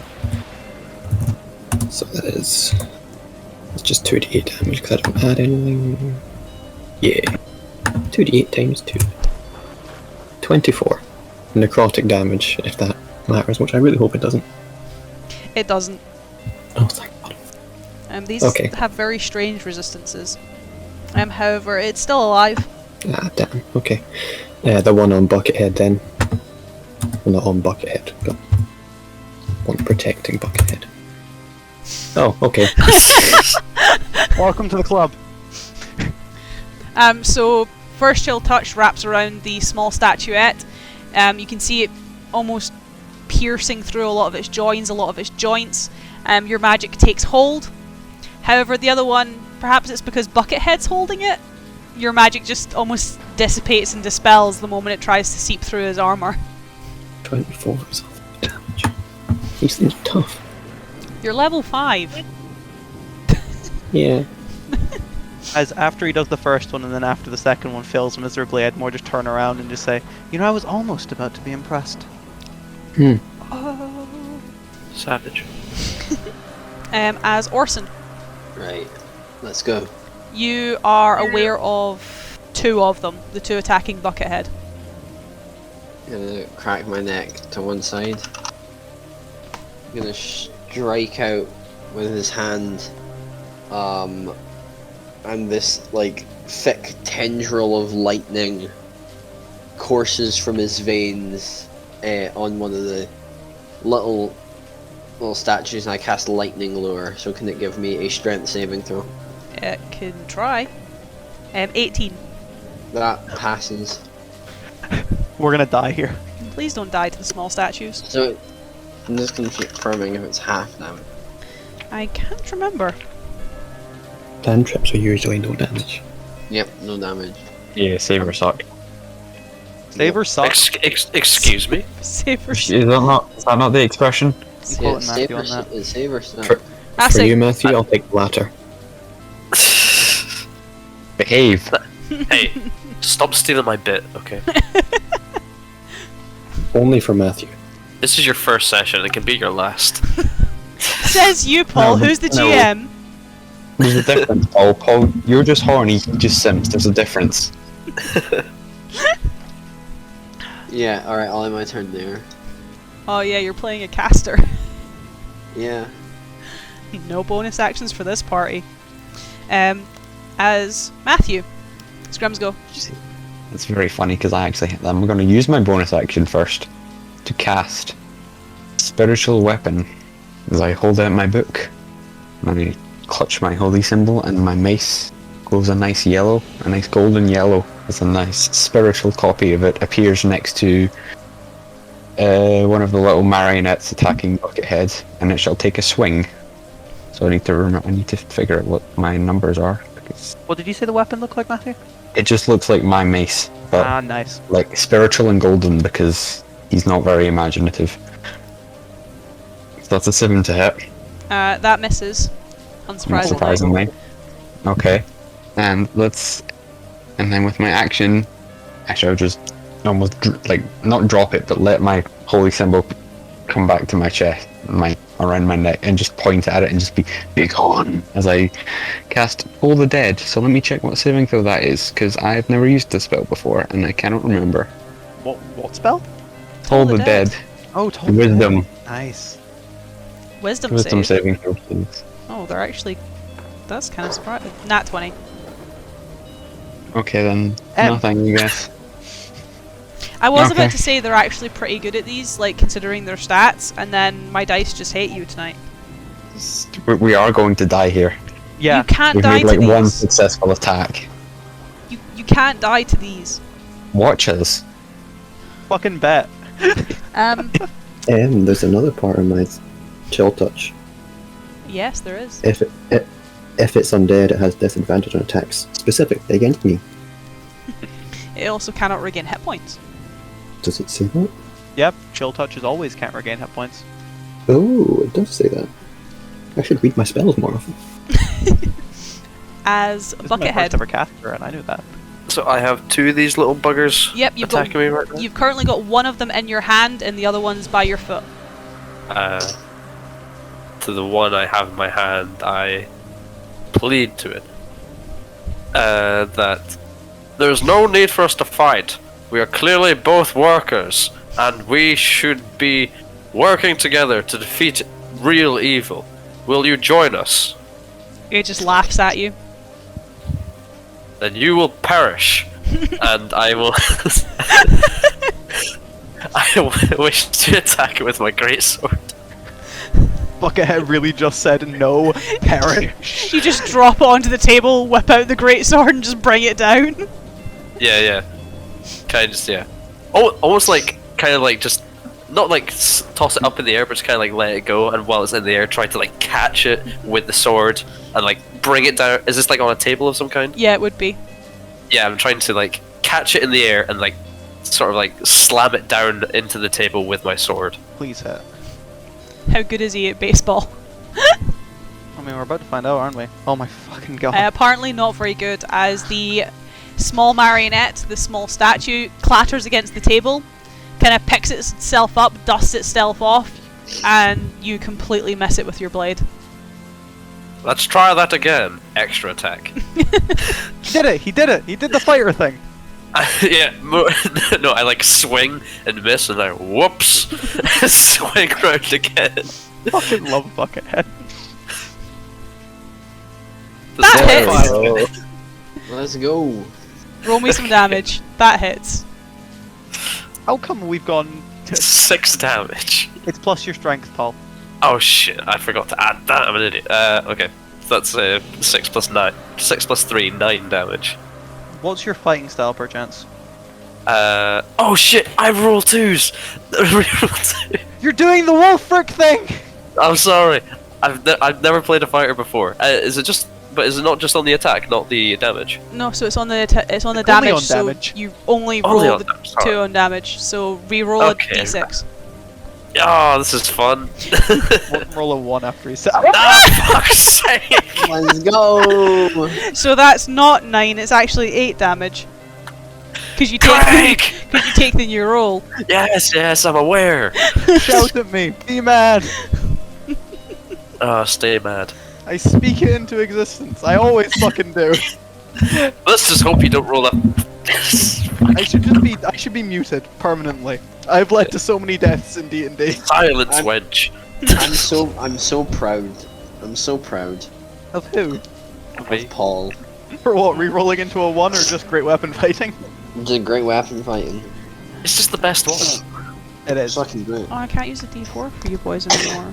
As the 5 of you can now all see the small statuettes, all 4 of them, as they emerge from their various different hiding places. Tanith 1 attempts to attack you. It misses. Yeah. What did it roll? A 14. Okay. And then Buckethead, you now have 3 of them attempting to attack you. All of them miss, at least in this form of the initiative. I will check if this one misses you. Yes, on a 16. Yes. as none of them really seem to be very deft in combat, but they all seem to be very deliberate in their attacks.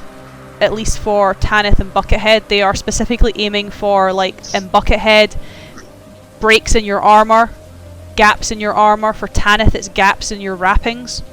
They're not just stabbing you, they're specifically trying to get to where flesh and sinew would be. As Tanith, it is Ia's go. Oh, so what Ia will do is, the one in front of it, as she failed to be able to claw into it, she will hiss at it and turn invisible. Invisible Ia. As I'm assuming, would it get an attack of opportunity if Ia's leaving its space?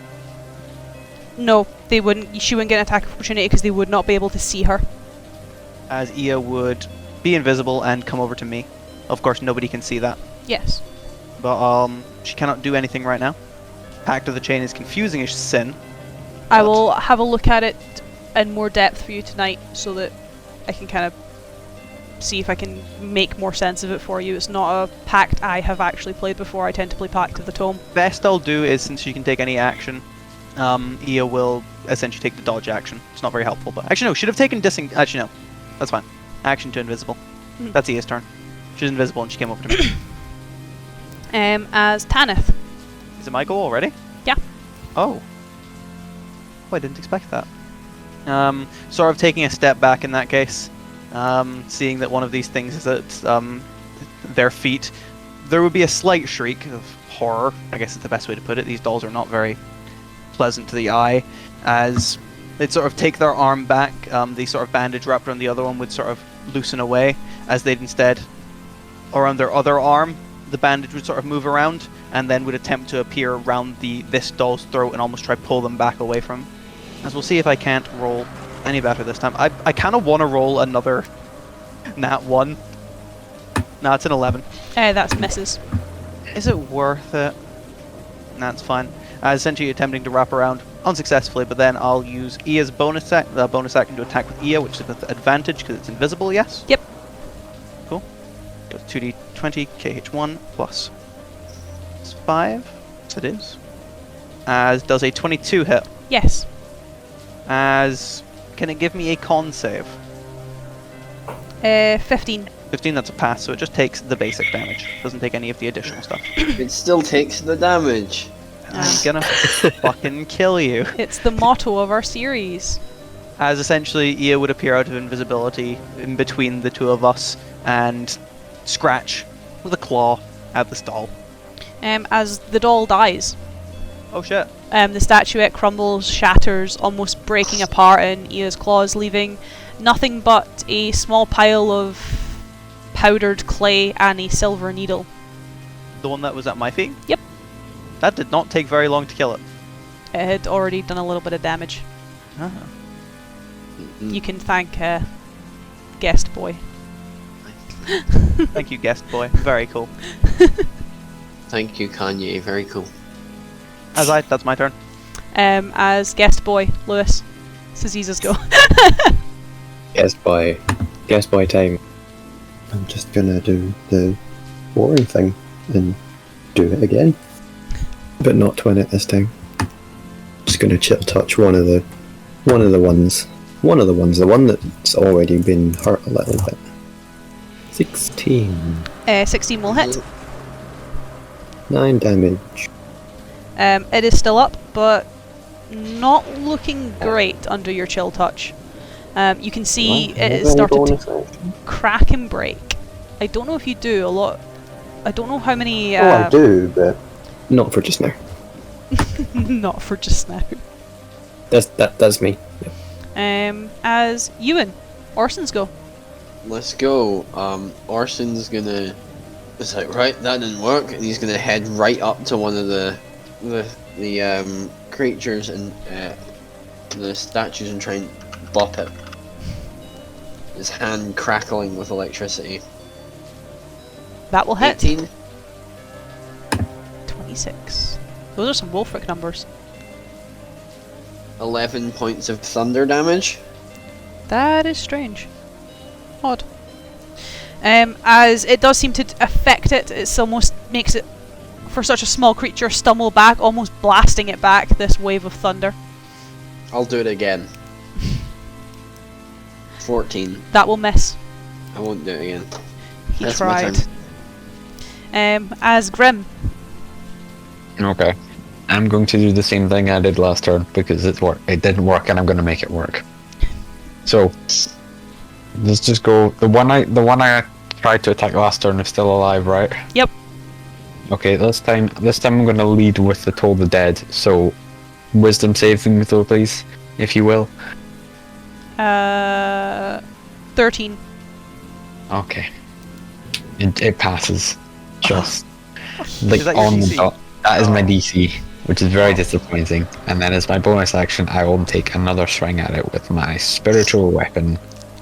His DC could have been 12 if he took my advice. Without Oh, help. This is awful. It wouldn't have, but it would have been funny. That also doesn't hit. Yeah. Okay. What Or the just- fuck are we? I will back myself into a corner and Incompetent. pretend to cry because I have no tear ducts. If it gets really emotional, Grim might start crying and then be very confused as he doesn't know where the tears are coming from. Takes out like his little vial of holy water, dabs his fingers in it, and just starts drawing them on his face. He needs to look emotional, so he just starts wetting the corners.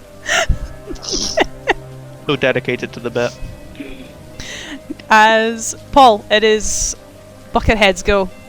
And how many of these statuettes are... 3. Orson's got 1. The one that you're attacking on the table looks very injured thanks to your sword swings and Aziza's chill touch. And there's another one that is completely fine as Grim cannot hit it. Is that the one that's like by my foot? Yes. Okay. I would like to swing again at this one that is laying looking pretty bad on the desk in front of me. Just in us almost just like constantly like slam, slam. There's going to be nothing left of the table by the end of it. The doll will be fine. Trying to cleave it in two. Yeah. There's 23 Oh hit. yes. 23 will hit, yes. Okay. I'll reroll that one. Yes. Oh, Let's go. 15 damage. It would be nice if it wasn't on such low health, but... look at him go. As you do manage to not only smash it, turning it into powder, but also break the table as you do so. Oh, Are you Yes. adding your strength mod? I didn't even add my strength mod there. Fuck. I need to. that it's should not have my been 15 damage. Yeah, call that 15. I don't have it on my bloody sheet and I keep forgetting about it. There we go. Sorted now. Okay. Only So casters that was- don't really get to add their mod.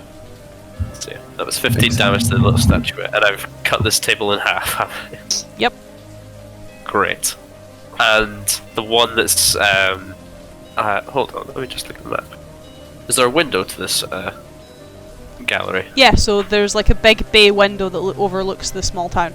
Yes. I would like to almost take my sword, see the one that's down my leg, and take an almost golf swing with my sword Oh, and try and get swing him. it, flick it up towards the window Give me an attack roll.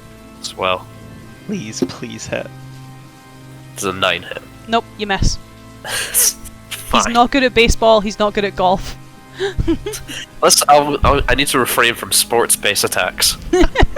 Sports-based attacks. Just start swinging. I would like to grab the statuette and dunk it. Evens is Paul. A 21. Does that hit me? Yes. Yeah, that would hit me. I wasn't sure if it was attacking. D6. You take 2 damage and I need a charisma saving throw from you. Oh, charisma. 17. You pass. Fantastic. As again, this thing pierces into the magic that is stitching your armor together, and it doesn't feel very good when it does so. Ouch!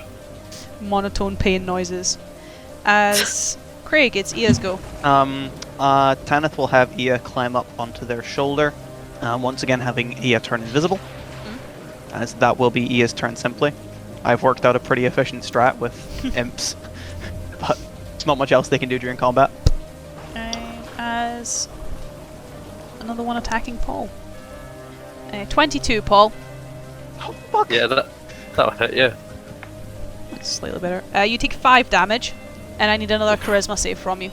Alright, come on. They really want you to fail this charisma save. Yeah. Every attack. Technically, he should be making 2, but oh no. What? Oh, SpaghettiOs. I reroll 2s. Not on this, you don't. Great weapon charisma. Great weapon charisma. Great charisma throw. Okay. So, Paul, you are now considered to be cursed. Your speed is now reduced by 10 feet, and every time you roll, so for an attack roll, a saving throw, or a ability check, you roll a d4 as well, and you subtract that from your roll. Okay. No worries. As Tanith. How are the dolls in this room looking? Because there are 3 left? 2 left. 2, sorry. One's looking injured, it's kind of almost starting to shatter a little bit from Orson's thunder. The other one looks completely fine as it's just stabbed into Buckethead's foot.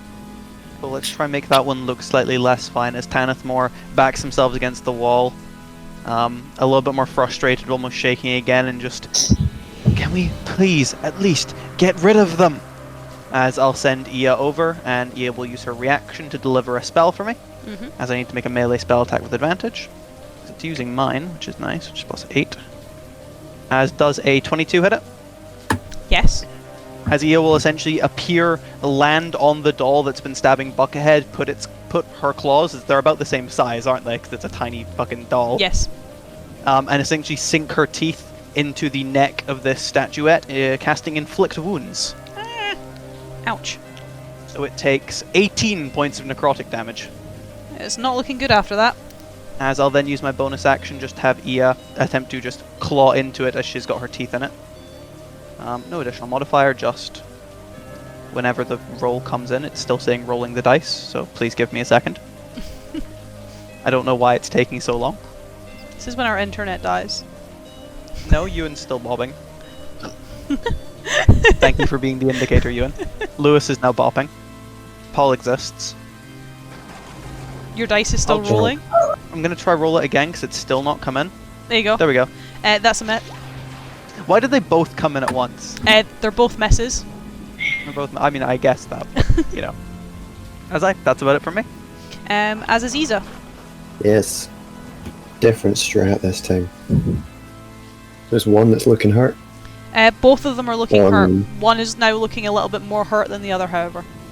We'll just focus fire that one. Same kind of thing as before, but now the magic's just slightly more blue and slightly bigger rays. And I'm going to cast Ray of Frost. Ooh, Oh, chilly. hit him with it. I hope I do, Craig. Yeah, you do. Think I do. Yes. Woo. 5 cold damage. It's still alive, but definitely not looking very good, as now, on top of being bitten and torn to shreds by Ia, it is now also looking very frosted.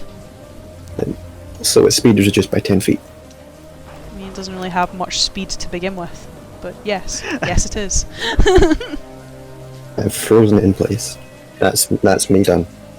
As Ewan, you still have the little thundered one in front of you. Right. Cock the arm back. 17. That will hit. 9. It is still alive, but not looking great. 11 misses. 11 will miss. God, what is up with us today? This does not bode well for later, boys. As Grim, want to try again? Yes, I do. Okay, let's lead with spiritual weapon again. I should really copy the 1d20 macro at this point. That is not a plus sign. Nope. That's an 11. No. Okay. That's Can a I miss. Can I get a wisdom saving throw, please? Hey Matthew, it's a Mhm. 7. Okay. Is it missing part of its health? Yes, Excellent. It takes 15 necrotic damage. cool, it's dead. You did something. Fucking did something. Only took 3 turns. Oh, I know how that feels. How does it feel not having access to fire magic that you can just have spicy hands with? Get used to being utility again. Yep. As Paul, it's Buckethead. There's only one left. It's a little bastard poking my leg. No, the little bastard poking your leg's gone. It's the one that Okay. would. Well, I say little bastard poking your leg. There was another one poking your leg, but this one seems more interested in Orson now. But is also looking very injured thanks to Orson. Guess I don't want to take as large of a swing as such a small object next to such a big individual. So I would like to. Part of me said I just want to pierce it, but then so does slashing damage doesn't make sense. I mean, you can still pierce with a slashing weapon. It just doesn't change the damage type. No, fair enough. It's all about the aesthetic. The aesthetic Yes, of the so pierce. I guess I'm trying to like almost like skewer the thing, sort of maybe like pierce through it and pin it to the floor with my sword. Give me an attack roll. That will 18. hit, Swell. I reroll 2s. and you need to keep adding your strength. Oh my Paul. god! Fuck. It's because I was re-rolling through the dice roller. That's my bad. So that's still a 2, so that is an 11. Cool. As the 5 of you are now out of combat, Oh, thank God. as you are It able didn't have to be like this. you're We able could have to united. you're able to pierce the statue in the ground as you shout about the Union. I think most things we find here are going to be like that. I will try to convince them otherwise. Good luck with that. You do you, Pooh. And pray tell, did any of them have a key? Let me look. Investigations. None of them. Invest- That table I chopped in half, did it have a drawer of any kind? Well, the drawer is now completely smashed open, but the only thing that was inside it was painter supplies and potter's supplies. Can I have the painter's supplies? Technically, you can. They're I would like to steal something. like very expensive painter supplies, so it's like marble, bone, ivory brushes, bristle tips, very good quality paints. Yoink. Gift wrap that shit. Oh. Birthday present sorted. Isn't this will do for our anniversary next year? Well, Love if to there's, see no- it. if there's nothing to be found in this room, perhaps we shall move on to the next. Great to know that not only our time, but also our lives could have been wasted in there. I did not fear death. 'Tis but a scratch. Then maybe you should start learning to fear it.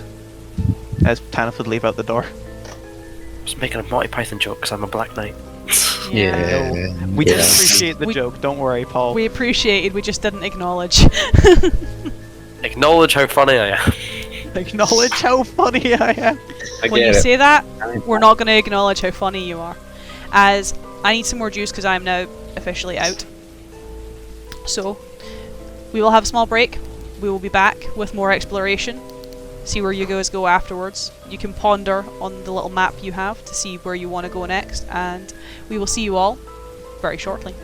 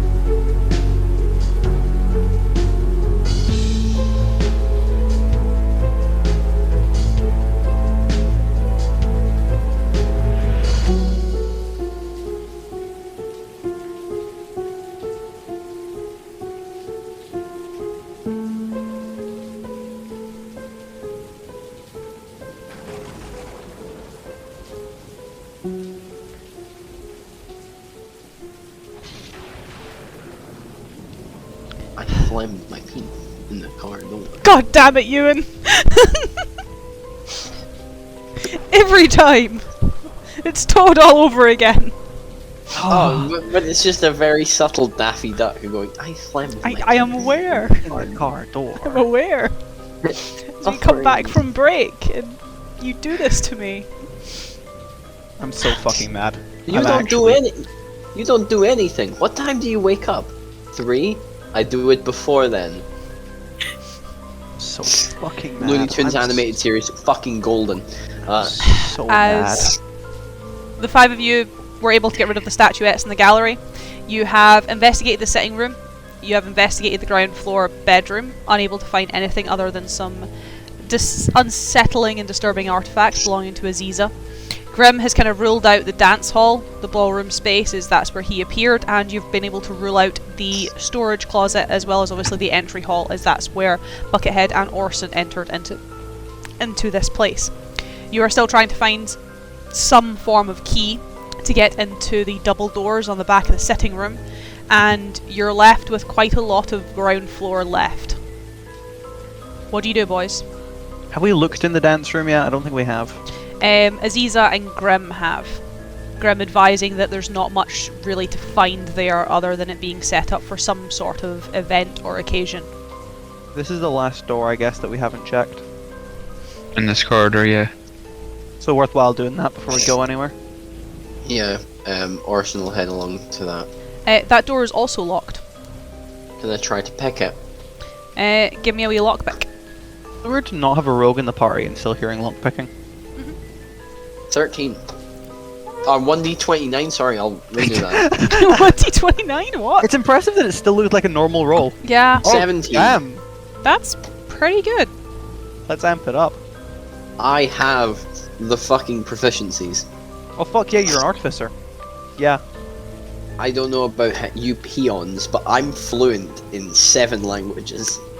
I'm not far behind you. I'm not far How, like- behind. Funny Or 7 very far languages behind. go burr. How many was that, Matthew? Or On 5. two of which I haven't even decided because I can't even be bothered. You can't Hold be it bothered in. to finish a character sheet. I'll decide on the spot. I don't know what languages will be useful. Well, that's a you problem, isn't it, Matthew? It is a me problem. Who would be, I guess, nearby Orson as he's lockpicking the door? Not me. Not me. I'll come with. So, Buckethead, Orson, Grim, would you be nearby? I'll be kind of nearby because I'm looking for clues.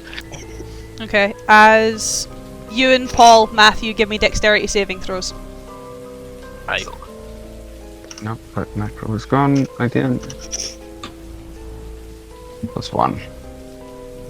Excellent. So, pass, fail. Sorry, Matthew. But I'm I gonna- also failed. Yeah. Oh, you did? I thought you rolled a set. Oh, yeah, because that was your re-roll on your d29. Yeah. Where's my other d8 gone? Oh no! I'm gonna have to go hunting for my other d8. 23. Orson Grim, you take 23 lightning damage, Holy fucking Jesus. Hell. and Buckethead, you take 13 lightning damage. No, I lied. 23 halved. 11. 11 lightning damage. As you put your locks in, you can hear a click almost as if the door is unlocking. But then as you're knelt by the door, you can almost hear a rather familiar bolt noise, that crackling. That seems like you've tricked a mechanism, not having the right key to open this door, where This can't be good. through yourself, as you kind of just like wait for the fuck, you are jolted by a chain lightning that strikes you, Buckethead, and Grim, fizzling out before it hits Aziza and Tanith. I would also look over at you. I see you doing it with us. Orson is like physically thrown against the other wall. Good thing they're cowards. Really check it. Okay. As it doesn't I have appear that nothing to that help you with door is that, sorry, Ewan. opening anytime One soon. second. 1 second, kind of raises a hand to his chest, goes like that, and he's like, oh, I'm fine. What? I'm partially... I needed to... My organs are weird. Are you telling me that stopped your internal functions? I was brought to life by a bolt of lightning.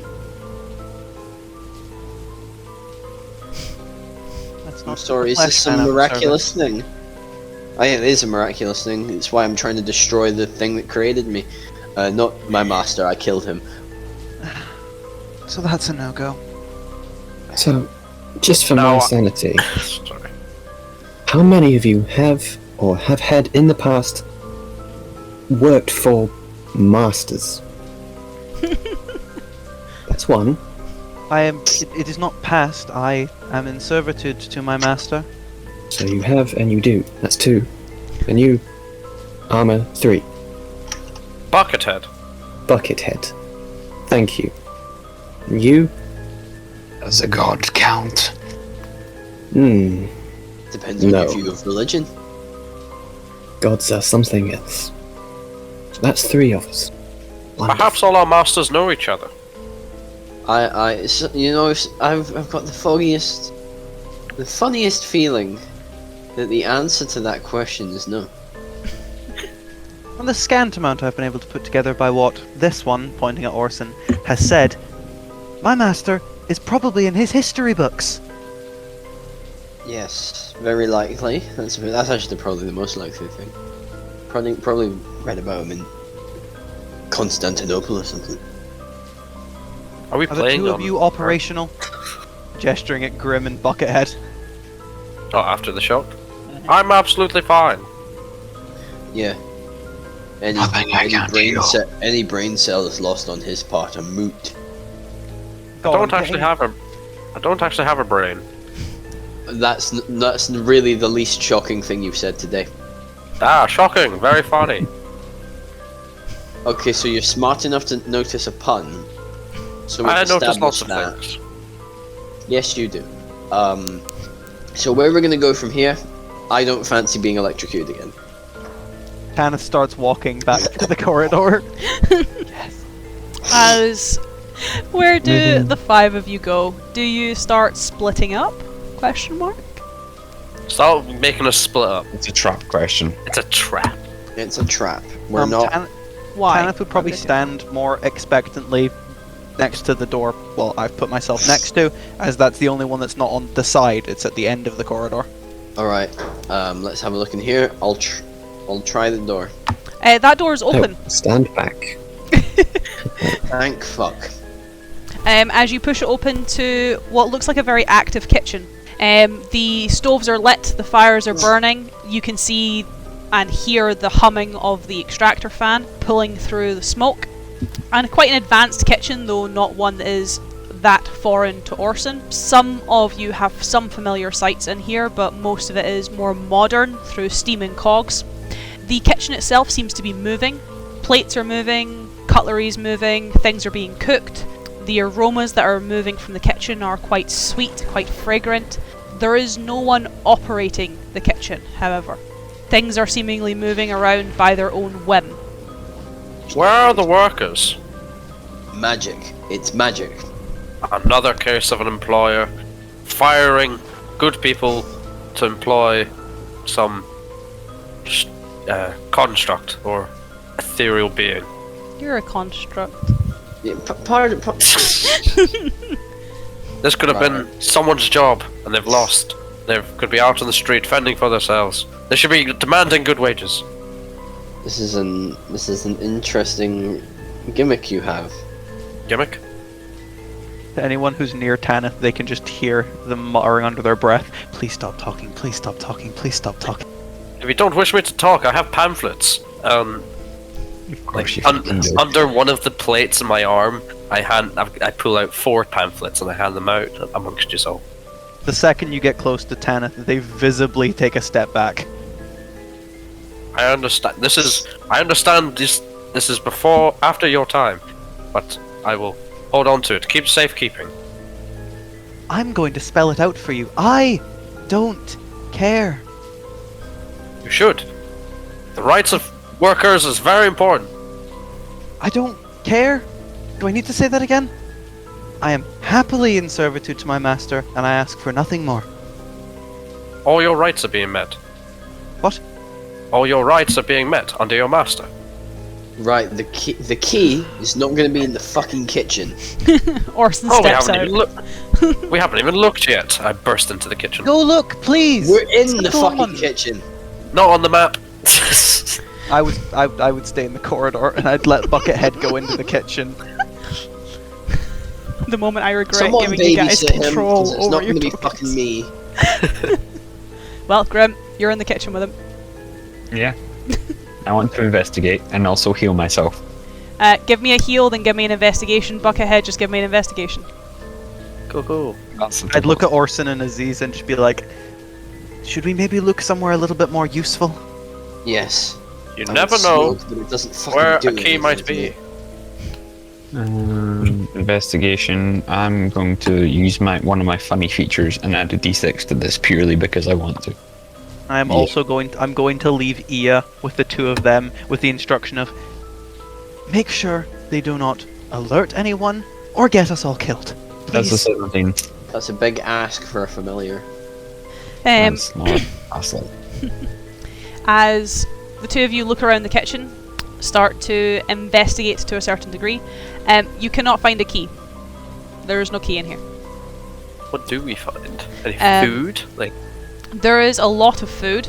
There is in fact, a full pantry in here, full of food. And both of you, with your investigation checks, are able to see that there is a hatch, a trapdoor in the kitchen, or in the pantry, that is locked with quite a heavy-duty chain and quite a heavy-duty padlock. is any of the food in this pantry rotten, or does it look all like quite fresh, is well kept, and All of it used is- recently? All of it is fresh. Some of it, even as the two of you are looking around, is almost floating from the pantry and moving into the kitchen to be prepared for a meal.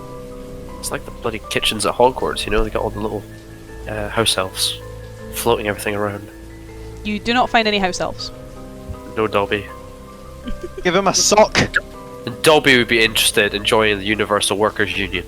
I mean, is it not literally canon that there's like a fight for elf rights in There is, Harry yeah. Potter or something? Yeah, but also the elves don't want them.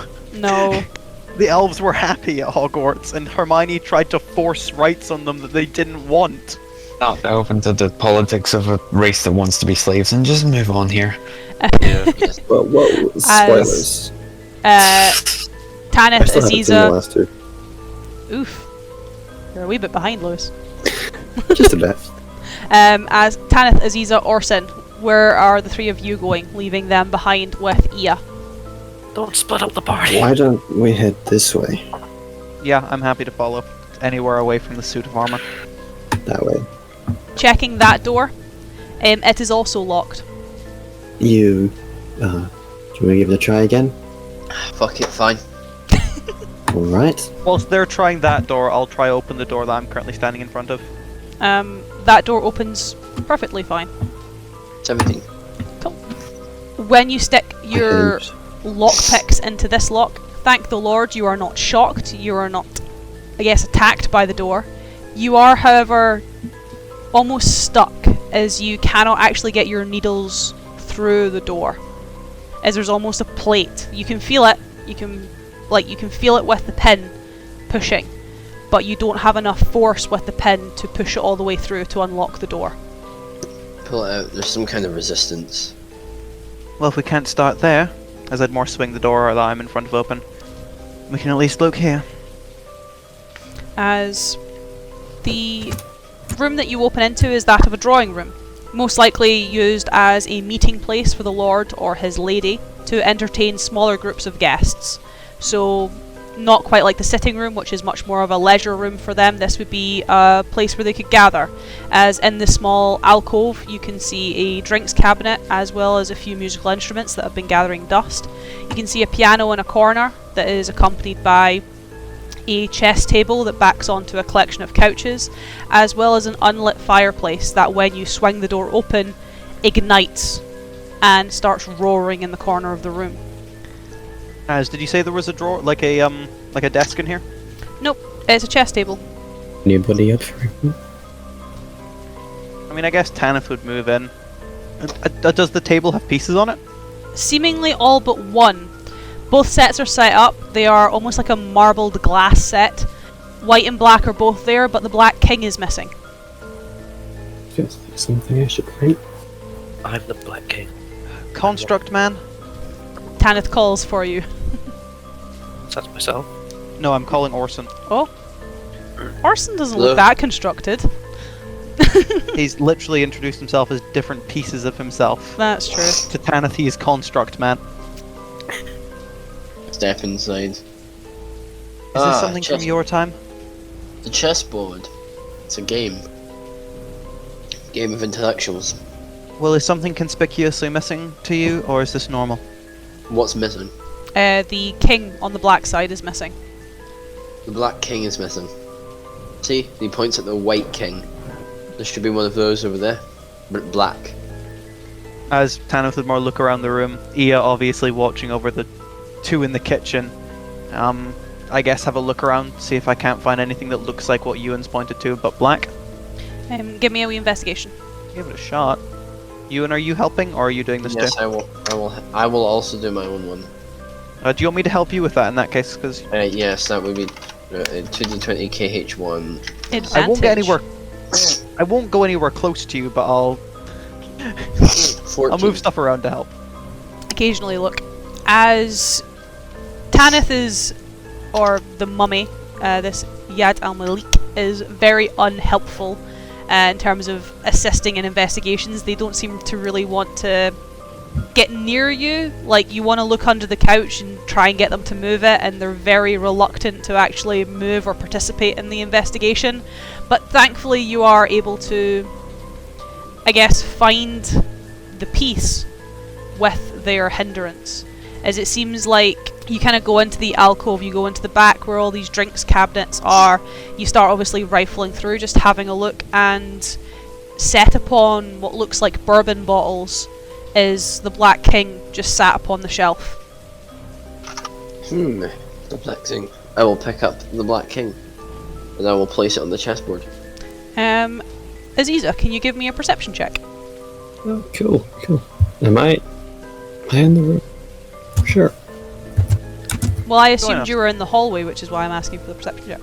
I'm in the hallway by myself, am I? Well, I assumed you'd be like in the doorway. Perception +3. I don't want to be by myself. 11. Nope, you do not hear anything. Yeah.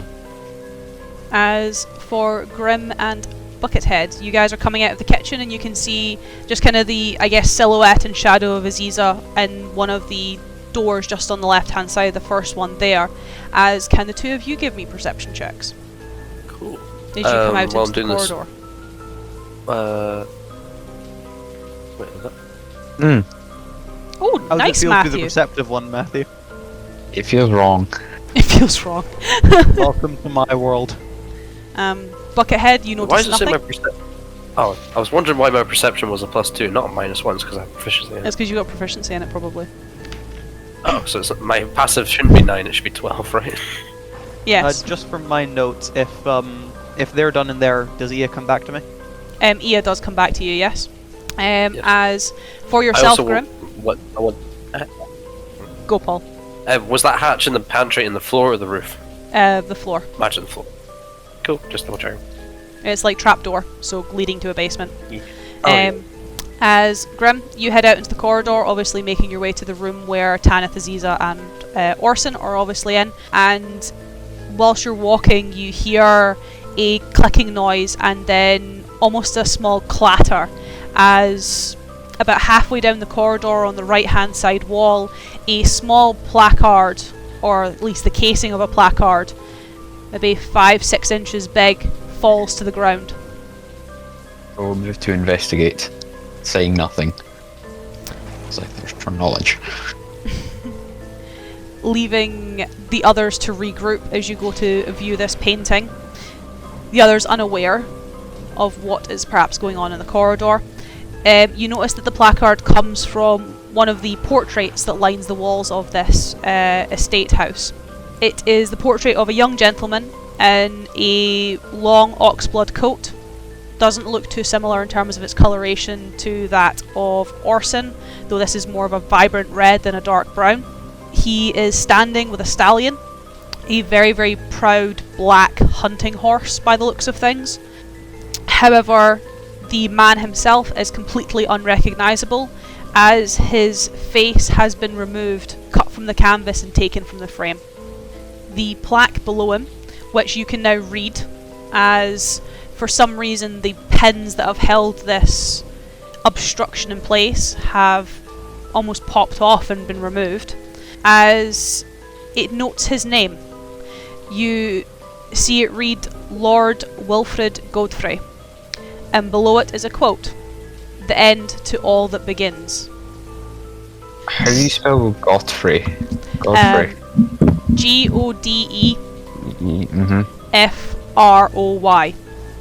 Funky spelling. Okay.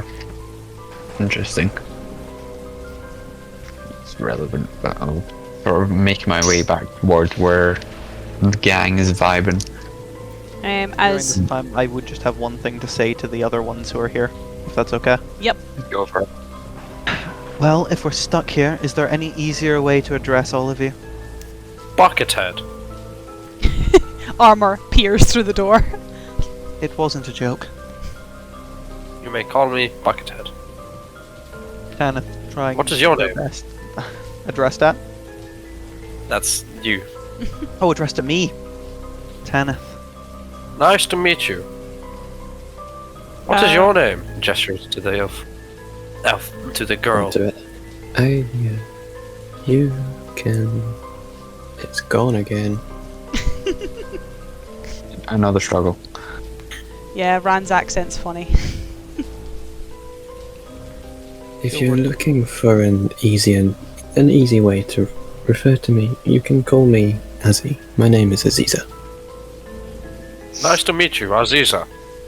Nice to meet you too, Buckethead. I'd say it's a pleasure, but we don't have time for such things. And you? Turning towards the only other person who's currently here. I'm looking at Ewan. I'm Orson. It's nice to meet all of you. I'd look towards Buckethead again. And where's the one who went with you? Gesture towards Grim. Though I don't actually know Grim's name. You there, what's your name? Sort of stop in his tracks because he was clearly dead set on doing something, but you've caught him off guard. Grim, I believe it's the last name, but I don't have a first. Grim it is then. And what will our newfound union be called? Temporary. We have time for this. Did you find anything in this room? Referring to the drawing room. A chessboard. Orson was able to complete it. Don't know if it yielded anything, though. I believe it did. Oh? Placard case in the hallway, revealed under a portrait. What does it say? Lord Wilfred Godfrey. The end to all that begins. Sounds like it could be our answer. We should return. We should return to the room where we found Tanith. After you. We'll head back. I will return to my place at the back, as we now know where we're going. I will return to my place just in front of you. That means I'll be a little bit further to the back. It's just a conga line of who wants to be at the back, except from Buckethead and Orson. As you guys head back towards the sitting room, since you've been gone, the embers in the fireplace have now burst into quite a roaring and spectacular fire. I hesitate. Do we have time to comment on that? You would, if it's a visible hesitation from a very usually steadfast suit of armour. If I walk into the room and there's a big blaze, there's going to be a literal like, nope. Now, Buckethead. What seems to be the problem? Seems like we will be here for some time, so it's best that I address my affliction. I have a rather persistent fear of fire, and that fire seems to be roaring just a bit too out of control. Could someone perhaps put it out or try to quell it? Let me see if I can help with that. That would be appreciated. Ray of Frost to die it down, but we'll try and not put it out completely. Just to kind of almost hear it hiss and spit as the embers do return, as it is no longer a roaring fire but smouldering and crackling, where it still produces some light but not enough to start licking the guard in front of it. I thank you, Aziza, and I continue to skirt around the edge of the room away from the fire. Wonderful.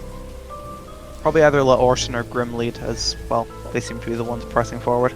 As Buckethead has taken his moment to be afflicted by fire. Fire As bad. What do the two of you do in this room? You have your phrase, and I think you might have an idea. Yes, I'll go up to the door, knock. The slider slides open again. Again, no one is on the other side, though you hear a voice call out from the other side. I am the end. To all that begins. As you hear the door click. The slider slides shut, and there is a audible creak in the sitting room as it opens only a few inches.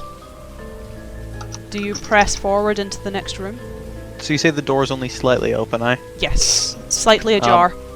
I'm obviously gonna let the bigger people go in first, but in case anything is disturbing on the other side, I'm going to ready a chill touch. Buckethead, you want to head in first? Is there a fire in there? Don't think there is. Seems to be pretty dark. Very well, then I very gracelessly, just push the door open with one hand. How many of us actually have dark vision? The Shadow Kai. I have double dark vision because I'm a shadow sorcerer. I have dark vision. Yo, do Reborn get dark vision? No, it's the Not glasses. anymore. Oh shit, it's the wait, are they goggles of the night? Yeah. Oh, sick! Oh, that's a great way to incorporate that. I'm not art vision, that sucks. As you guys head into the billiards room. Gaming room, essentially. Card tables. Oh, what's there? There's a big D&D table set up, and we're all sitting there. That's really weird. We are the Dreadlords. And one end of the table is and The world collapses. she's hidden behind a board. There's dice everywhere. The world collapses immediately beneath us. Exactly. As set up in this room, there are quite a lot of card tables. There are a collection of couches with a smoking table. There is a huge alcove in the back that is exclusively reserved, it seems, for various different expensive liqueurs and alcohols, bottles of wine, bottles of whiskey, brandy. Anything you could think of has been locked away in these cabinets. The strange thing for the five of you as you pass through the doors and into this room is the card table seems to be in full swing. There seems to be people sat playing cards, or at least there would be, though the chairs are empty. Though when you pass through the doors, it would appear the chairs are less empty, as you have perhaps disturbed, the inhabitants. Disturbed their game and disturbed their peace and quiet, as perhaps once spectres or ghosts, these things turn angry. Wisps of blue and white start to materialise and slowly turn black, as they are wrapped in almost shreds of torn and tattered black cloth. As I need, for the second time tonight, you boys to roll me some initiative. Do I get my chill touch off, or? You would get your chill touch off, Craig, yes. So roll me I'll go that. for the one. I'll go for the one closest, if that's fair. As does a 26 hit? Yes. Cool. Finally, as readying themselves. Should I staticize this before or after the combat? Well, I guess right now. Roll me the damage and then aestheticize it before I do start of initiative order, if that makes sense. These are undead, I think. Yes. Yes. So it can't heal and they have disadvantage on attacks against me. So that is 13 necrotic damage. Cool. as Tanith's initiative is 9, and Ia's initiative is 22. Fuck my cat. Don't No. quote that. Stop it! So I need this book. Should I say what I do? Yep. Essentially, to the one closest, Tanith more takes a hesitant step back as we're seeing these things, and less around their arms, as it's more of a thoughtless thing. As you know, every time they've thought to try and attack, it's failed. This is more subconscious. One of the threads that's closer to around their midriff, sort of like threads around, sort of, you know, reveals that tiny bit more skin as it wraps around, and then appears around some of the wrappings of these ghost-like creatures, and almost pulls them back, dealing them that damage. The pullback is aesthetic, if that's okay. Yep. Oh, this is an awful initiative table. We're just going to do it this way, guys. 1, 2, 3, and 4. As there are 4 of these things, and one of them takes 13 damage. We'll go number 2. The closest one to us, if you please. Yes. So that would be 2, 1, 3, and 4. Sorted. As top of initiative is actually Ia. Oh shit, that wasn't expected. Yep. I hope you can tell you've caught me off guard with this. Your cat rolled well on initiative, and I didn't, and Lewis only rolled a 20. So my cat is incredibly uninteresting in its turns so far, as Ia will turn invisible. And I'm simply going to have a... Is there a chandelier in here? Quite a low-hanging one, yes. Cool. Ia's small, so that works for me. Ia will turn invisible, fly up, and land on that chandelier, Nice. getting a cat's eye view of the situation. As Aziza, your next initiative. I'm blasting. I'm blasting with Ray of Frost to test something. By any chance, is it resistance to cold damage? Perhaps. Maybe. Just out on the one that's already been hit. Just... Nope. That misses entirely. Your ray of Yes, it frost does. going astray. These things seem to have caught you off You guard. know what? Does it miss? Is he going to do something? Am I gonna spend 2 points for that? No. What would it be? Reroll. Reroll's risky. Yeah, I'm not gonna do that one. That's me. I As am in the room.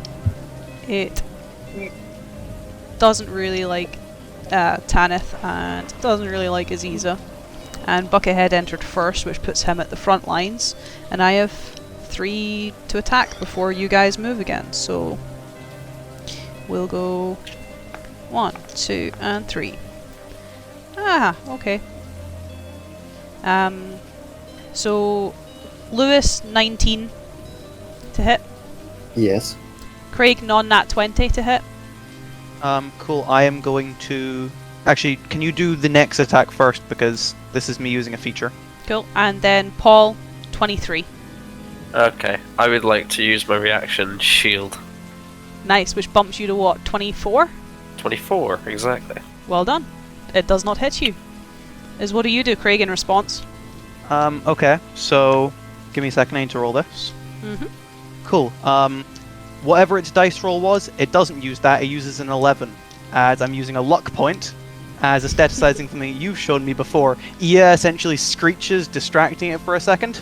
Mm. As does it roll to hit instead? It would roll a 15. Which misses me, which means Ia distracts it enough that I can duck out of the way. So it's just Aziza that takes some damage. I'm really proud of that. As that is... You take 16 psychic damage. Oh, psychic damage. I'm fucking glad I avoided that. Jeez. I'd like to staticize that when I was getting attacked, like I like almost raised my arm as if I was holding a shield. And then it But almost as- like the shield comes up. Yeah. No, not a physical. Like as soon as it hits, almost like a sort of purple energy radiates out from where it hits, quote unquote. Oh, that's And- kind of cool. Yeah. Can I also ask him, the one that I was attempting to hit me, was that the one I already hit, or was that another That's one? the one you've already hit. Did it roll with disadvantage against me? Is it undead? Yes. It should have rolled with disadvantage. We're here now. Again, I'm going to give all my numbers to Matthew and be like, Matthew, run the combat for me. I'll describe it, you just run it. Yeah, I had the chill touch on that creature, which means the bandage was still around it. which Yeah. meant I hate combat. I luck pointed, it's fine. Still hate combat. Doesn't help. As Orson, there are 4 of these things in the room. One of them is injured and attacking Tanith, one is attacking Aziza, and another is attacking Buckethead.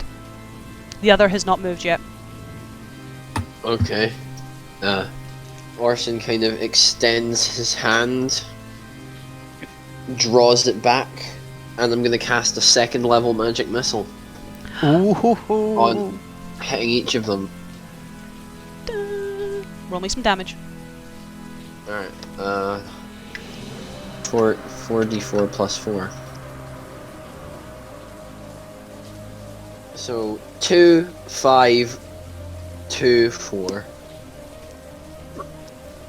They're still up, but every little helps, as they don't seem to resist force damage. Yep. Would be very concerning if they did. Do you do anything else in your turn? Nope, gonna end my turn there. All you boys and your casting. As Buckethead. Okay. Having blocked that first one with my shield, grab my great sword with both hands and just kind of bring it down on the assailant that attacked me. 22 That'll hit. as well. Oh, perfect. Roll both. 8 damage. What's your strength mod? Please start adding it to your damage. Oh my god, it's because I was using the dice roller. Oh, I need to. Do it manually.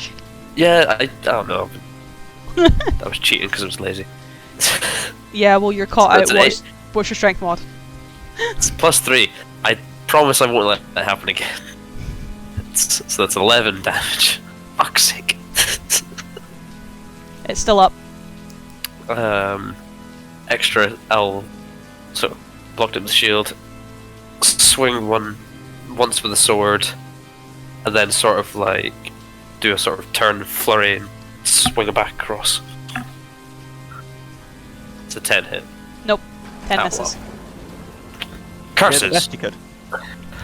Would you like to action surge? I can do that. I forgot. Gives you 2 more attacks. It does give me 2 more attacks. Fuck it. Why not? Let's do funny Aw. fire. Look at the big man. So yeah. Wait, is it an extra attack or 2 extra attacks? It's another attack, and because you took the attack action again, you get an extra attack again. Ooh. So it's 2 You'd love attacks. this shit. Action Surge gives you an additional action, and if you took the attack action again, extra attack still counts. Okay. So, first 2, then action surge, try and bring it back down across. Look at the boy go. I'm so proud of him. 16. That hits. Great. And I will. With your strength. Yeah. I reroll that one. So that is 10 damage, and my 4th flurry. Actually, fuck him up, dude. That also Is hits. 18. Fuck him up, fuck him up, fuck him up.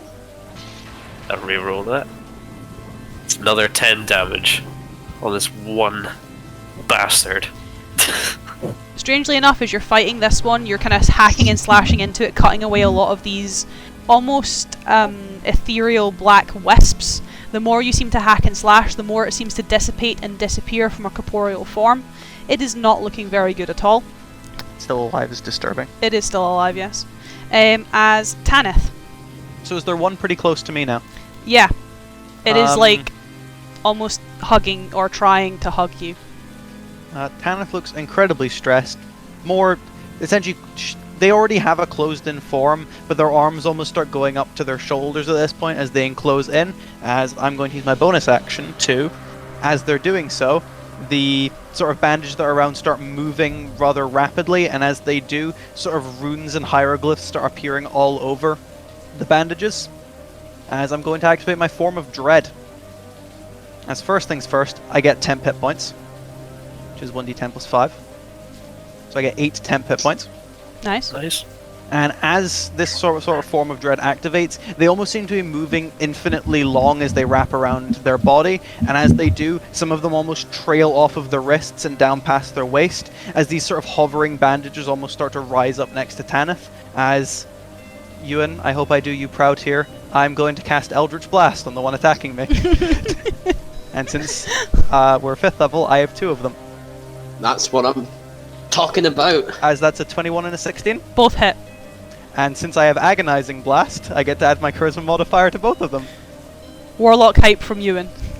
As that's 19 force damage. And as these bandages pierce into the shoulders of this ethereal creature, can it give me a Wisdom saving throw? Maybe. 23. No, 21. Surprisingly, that's a pass. Luckily, I have unlimited amounts of uses of that Wisdom saving throw there, so you're going to get to hear it a lot from me, Em. Yay. That's my every attack I can attempt to frighten them. Aziza, can you give me a history check, please? I don't want to, but I can. There's some sick, tasty lore going on. 8 again. No, Oh, you're never good.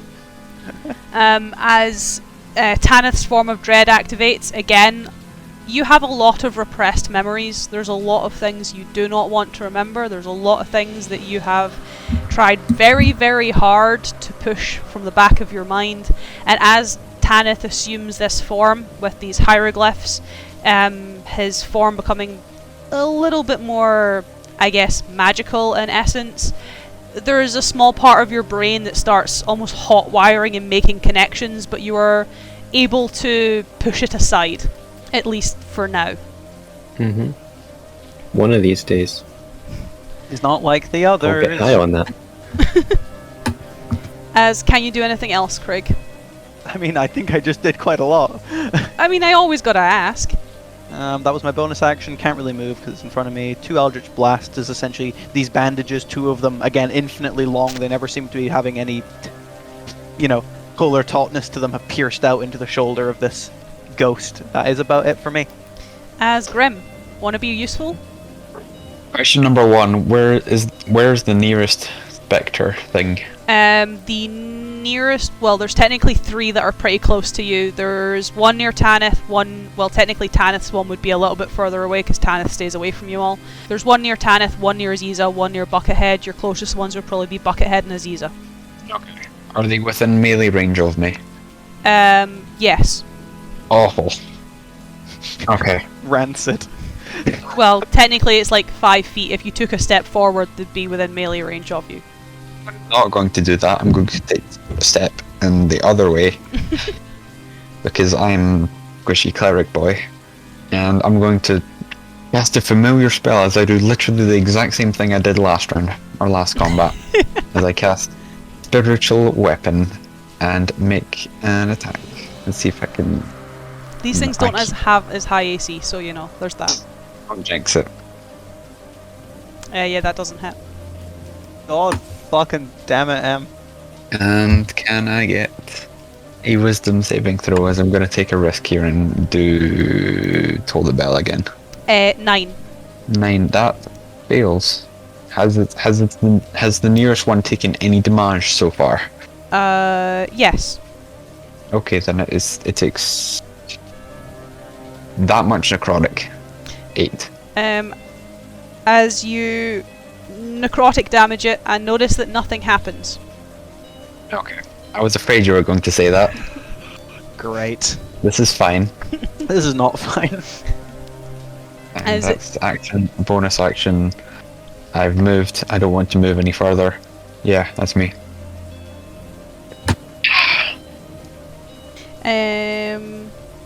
As Aziza and Buckethead, can you give me wisdom saving throws, please? Oh, okay. That's a 1. Yeah. Oh boy. Yeah, that is a 1. What did Paul roll? Good. Oh. 5. Eh. It's bad. Not as bad as the 1. I'm sitting back for a bit. He's ready for the damage. I'm not expecting damage. As for the 2 of you, well, I say the 2 of you, Buckethead, you take 11 points of damage, psychic damage. Aziza, you take 22 points of psychic damage. I'm unconscious. Oh. As this final ghastly form for Orson, Tanith, and Grim, you can hear the noise, but you're not quite as affected by it as it lets out a ghastly cry, a horrible scream that is almost incoherent speech and babbling that stuns you, Paul. So you are stunned until the end of your next turn, which means you cannot act upon your next turn. Great. It's what Craig does to me, I have done to you. Haha, monk, stun, stun, stun. And Aziza, you are not stunned because you are in fact unconscious. Surely that is the Yeah. biggest native stunt. Excessive stun. Excessive That's the stun. best kind of CC. Just unconscious, no permakill. Please. Please, no permakill. As Ia. Ia cannot do anything right now as I have not commanded her to do anything. So Ia will stay invisible for now on top of the chandelier. Ia chills. I'll have her do something soon. She's having a good time up there though. As Aziza, can you give me a Can she? dex saving throw? Check I if she can. can do anything. I can. I think Aziza can do. Not Aziza. That's Lewis. Ia. Ia can do something. The scary death roll. That's pass. You have one pass. Who currently seems locked in combat with one of them? Buckethead. Myself. M. Mhm. So the help action is not the attack action, which means a familiar can take it. Yes. You can aid a friendly creature in attacking a creature within 5 feet of you, so 5 feet of Ia, which would give Paul advantage on an attack. Is that okay to do? It would, but he is stunned. Paul is stunned. Yes. Is anybody else in combat with one of them? Orson and Grim, technically. Ewan, would you like advantage on an attack? I would love that.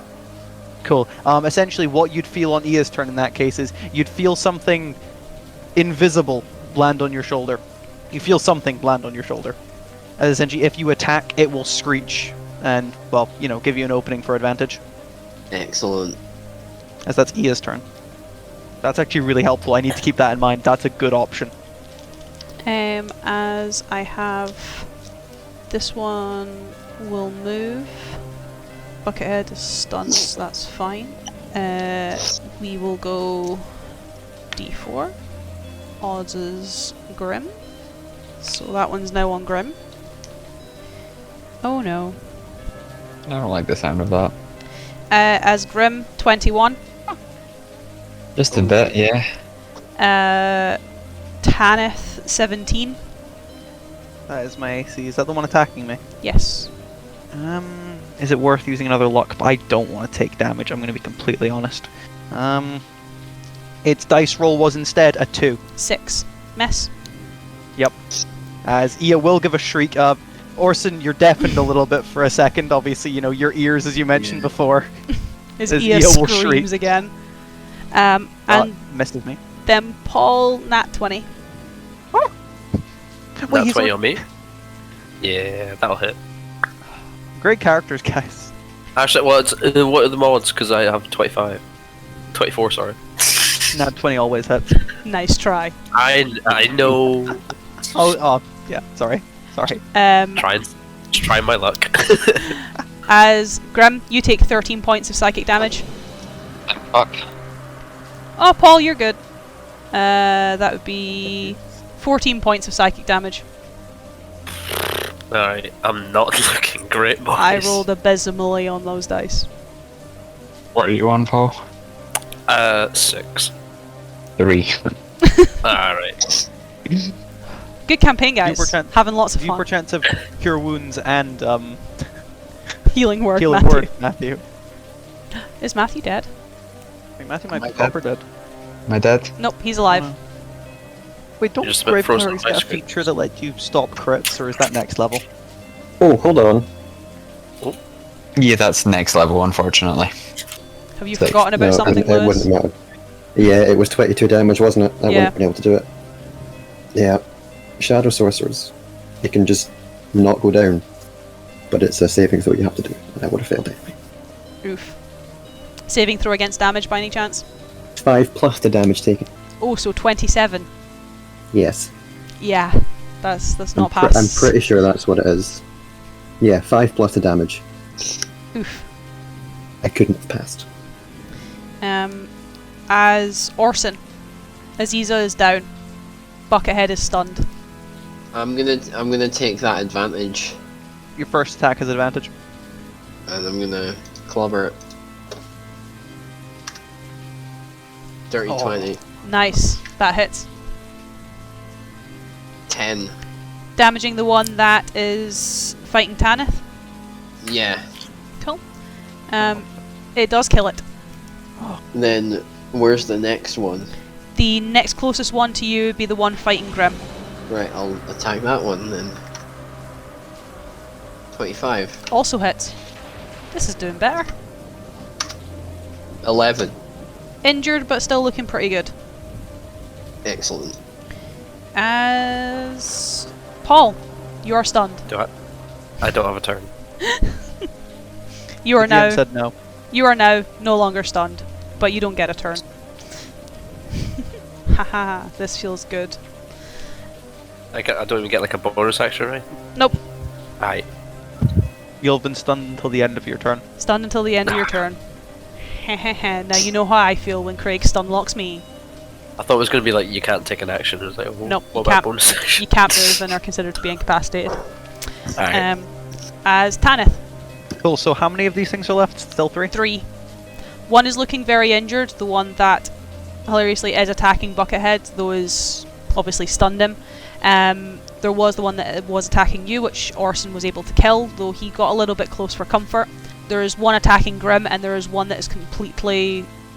well, I say completely untouched. It is touched. Orson's magic missile did it a bit of damage, but it's not attacked anyone yet. It just screamed at everyone. So I'll essentially rear up one of the bandages that pierced into the one in front of me, and attempt to have it stab into the one that is more injured, the one that Buckhead was fighting. Mm-hmm. So I'll attempt an attack on that. As does a 18 hit. Yep, roll me some damage. D10 plus 5, because agonizing blast. 9 force damage. Mm-hmm. Is it still up? Nope. Excellent. Nice. As I'll take the other one and more just try instead of stabbing in, I'll have it try and swing into the one that Orson is, well, punching. As it does a 25 hit. Yep, roll me some damage. I finally feel at home again. As that's 11 force damage. It is still up. And can it slam me with a wisdom saving throw, please? Nat 1. Really hope it's not immune to this. It's frightened. It's immune to frightened. It's immune to frightened. Fuck you. Oh no, I saw that coming. It's a Halloween thing. Of course, the ghost is not going to be frightened. You'd be surprised how many creatures in D&D aren't actually immune to frightened. I was just kind of banking on maybe this thing's not immune to frightened, but Yeah. it is. But as my bonus action, do you know what? He has been invisible for a while. Orson, you feel it jump off your shoulder, and I'm gonna have it attempt to slash into this ghost. I'm assuming Ia's attacks are magical. Yes. She is Dope. imp. As I'll give her an attack, 2d20 because she's invisible. Yes. Mm-hmm. As does a 11 hit. Nope. 11 11 misses. I like to imagine Ia just reappears, attempts to slash, and just goes right through the ghost. As Grim. Okay. It's a little close for comfort. Yeah, okay, so can I see everyone in the party? Yes. Excellent. I shall use my bonus action to cast Mass Healing Word, because we really need that right now. So everyone shall regain turn off caps lock. 6 health.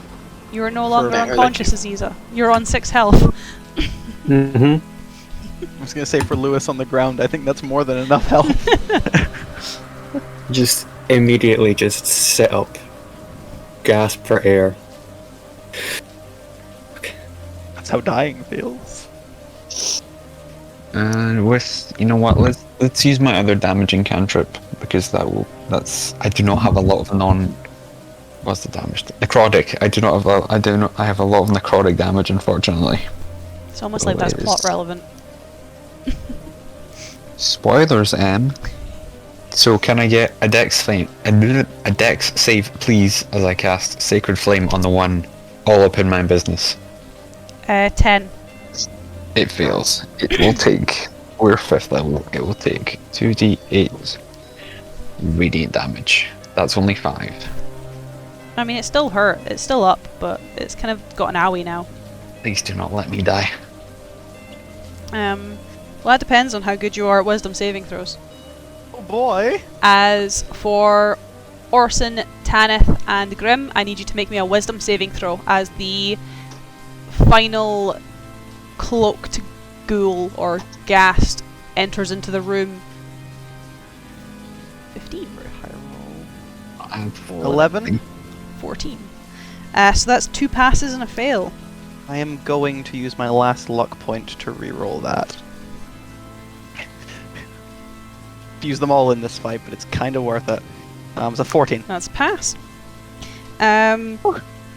As nothing occurs. As you hear almost chanting in your brain, you hear whispering, you feel these black wisps almost enter through your ears, start to infect your mind, and the 3 of you are able to shake it off without any damage or repercussions. God, would you just fuck off? As it is Ia's go, Craig. Cat goes invisible. Cat invisible. Who would like advantage on an attack? Ewan is the only one who stuck up his hand. Either him or Paul. You and 'Cause you have of the one advantage on thing. your next attack. Oh. No, I gave it to you in last time. Didn't We'll give it speak to Paul this time. So, Paul, you have Lucky advantage on your next attack. As Aziza, you are up on 6 hit points. 2 of these things have been killed. One is looking very injured, the other not so much. And there's none right in front of me anymore, is there? Or is there still one in front of me? Nope. They're both fucked off and are now... One's in front of Grim and the other one's kind of standing in the middle of the room. Are they close to each other? Probably about 10 feet away from each other. Never mind. Spend half my movement, stand up, look through the door. That's quite enough of that. And hope that my frost ray hits. And hope that it's only resistance thing. 17. That is a hit. The AC 17. You can see her purse her Slower lips than to that. say they're immune to cold. They are immune to cold 11 damage. cold damage. Yeah. Yeah. Hey guys, I have no spells that can affect them. Oh shit. Oh, that's not good. Well, that's the thing, is Aziza's entire thing is cold damage. Just run up and punch them. I have a dagger, but it's not magic. All of our weapons are magical. That was the stipulation for our weapons in this. Is it? Yeah, Busted the both. I forgot to tell Lewis. Yeah, your daggers will be magical, Lewis. Yes. Okay. Because you're stuck on it, because you've got standard, for the purpose of obviously getting across a lot of undead's resistances or base resistances, your base equipment is considered to be magical. It still doesn't help because it is a dagger, but It's especially helpful for like Fair Buckethead, enough. for example, who mainly attacks the greatsword.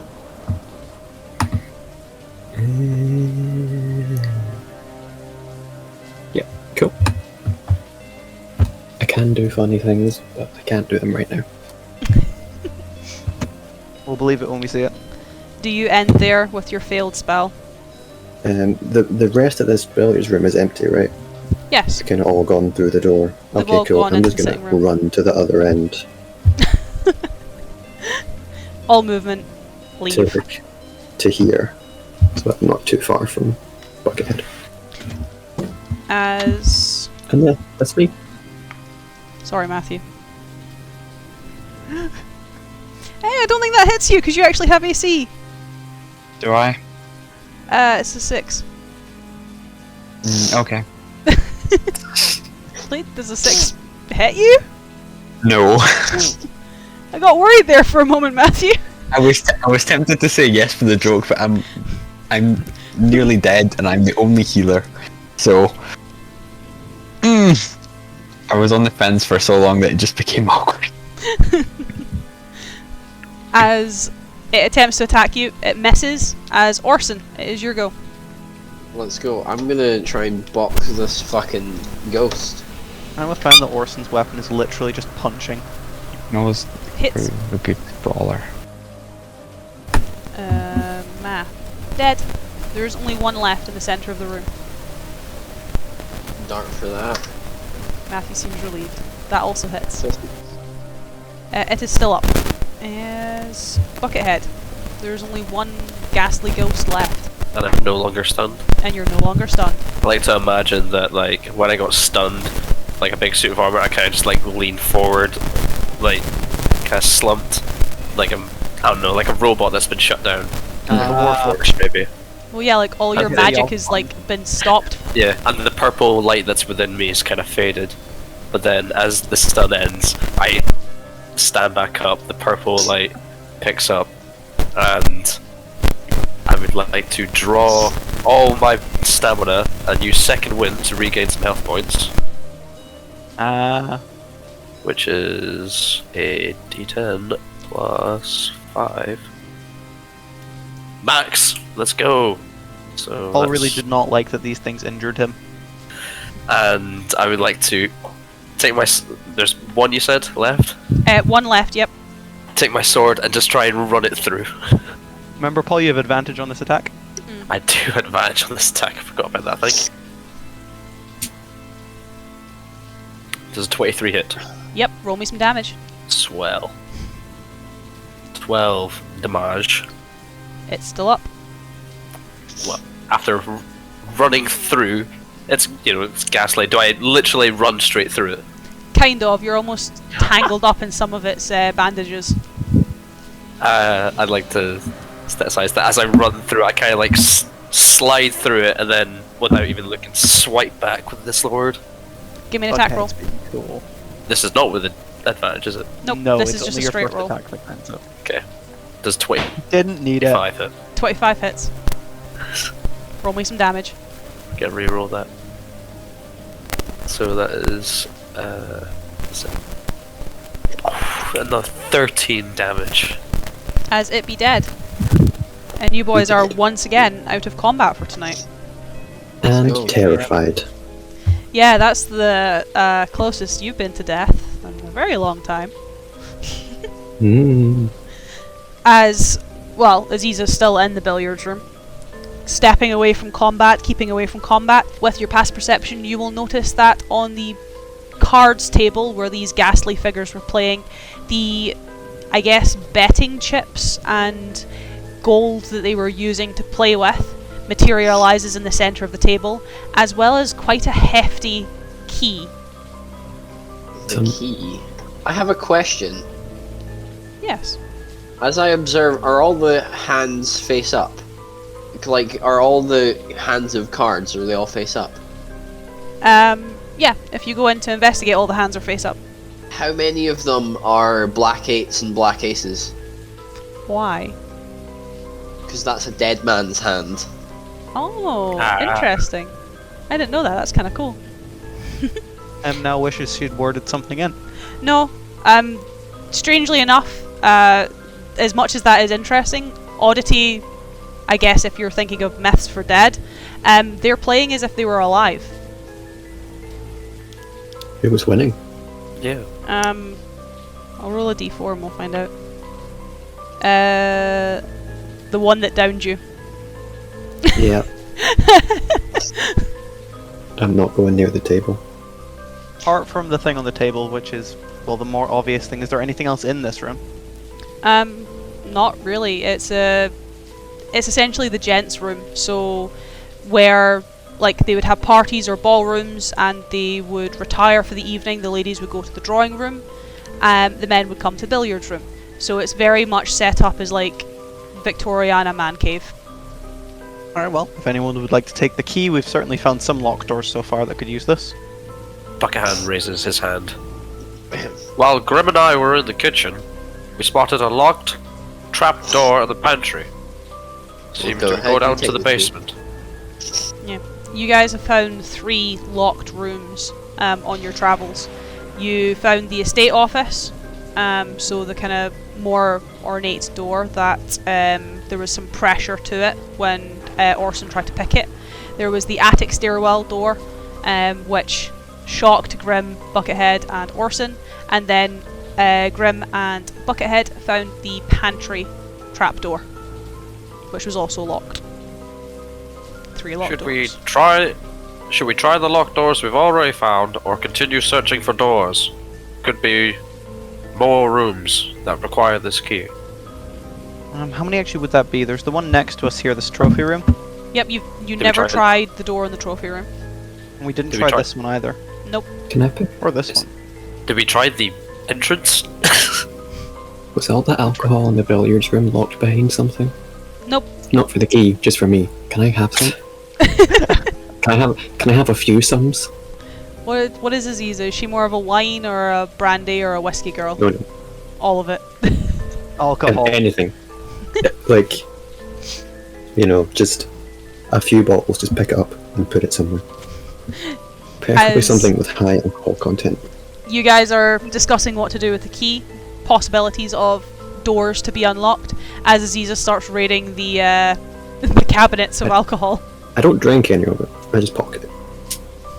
It's a fair response. Yeah. Well, let me take one bottle to drink. Who's actually taking the key? Who among us is taking the key? Buckethead. I think Buckethead was taking. I'll take the key. Like, grab it. That leaves Buckethead in charge of picking the rooms. Yes.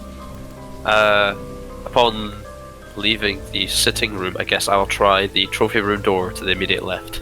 Cool. That door's unlocked. Oh. Well, no harm in jacking this room. Then let's gather as many keys as we can possibly find, and then we can try all the locks. This is when we only ever found one key. Before we go anywhere, Yes. you, Woody, Skeleton, could you do your... Are you able to do your thing again? I am very hurt. Sort of wordlessly, sort of just one hand, put the book to a side, reach out for the holy symbol, just sort of gingerly go for hand on the shoulder, and I will just cast Cure Wounds. Do you want a Cure Wounds, or do I want another mass healing word? Do any other of us need healings? I know I didn't take any damage. I'm looking okay, like I'm at half health. Let's go with a Cure Wounds for now. You get 6 health. Nice. I think that's more health than he was on. I was on 6. Nice. Your health is Doubled my doubled. health. We should maybe just rest at some. We should probably rest at some point. Yes. I mean, you have got the billiards room and the sitting room. Buckethead wants to go to, or has opened the kind of door to the trophy room. That is unlocked, so you don't need the key for that. But you have a relative safe space if you guys would want to rest. Buckethead doesn't necessarily need to rest, as I'm a robot. Well, not a robot, I'm an animated suit of armor, but I'm happy to rest if the rest of the party wishes to. We Right, can yeah. rest. Think about Long what rest. we'll do next. Rest and reconvene. Yes. Rest Should and we rest in reconvene. the billiards room? As you guys will take the effects of a short rest, which you can obviously roll your hit die. For those of you who can, regenerate spell slots. Paul, you pretty much get everything back. Let's go. Except some hit points. I'm going to roll some dice though. Yes. I only used my long rest things. I should have casted a spell. So is it hit dice plus constitution, or is it just hit dice? It is Yeah, hit dice plus constitution. It's constitution per hit dice rolled. I'm gonna roll 3 of them. Oh, perfect. Full health. Exactly full health. There you go. Same exactly full health. There we go. How are we looking time wise? Well, that's the thing. I am watching you all roll your dice for your short rest. You can save your character sheets as they are. You're not getting a rest between this session and next. As with the key, with your 3 possible locked doors and 2 doors left to explore, we will end our first Halloween session for tonight Excellent. with spoops and near death is we've had our first downed party member, and it was our guest. It was Lewis. It's kind of like an initiation kind of thing to the party. It's You have to be downed in the first session. It's okay. Paul's died twice, and he's still here. I know. Why do you stick around, Paul? You're just a punching bag for M. He likes it. I do. Do we perchance level up for 2 combats? For are we not 2 that lucky? combats, yes. So Oh. do not obviously alter your max HP for your hit die going up. Do not alter your current HP. Okay. Can I ask a question? Yes. I took no damage, so what do I do? Do I keep my HP at 23? Or do I... You would increase yours because you're a cheesy bastard who didn't take any damage. To be fair, if it helps, my HP only goes up by 4. Yes, for yourself, Craig, your maximum and current would go up because you're already at your maximum. For the boys, keep your currents as your current and increase your maximum. And I get another 8 hit points. Then obviously, if you do, you'll get your features. My spellcasting boys, you can alter your spell lists if you want. You can play around with them, and do all that for our next session, where we will continue exploring this house. Hell This yeah. ghastly Hell yeah. abode, where hopefully you'll actually find out some more about it. But for now, it is goodbye from me, and it is goodbye from my boys and honorary boy. Right. He's here honorarily.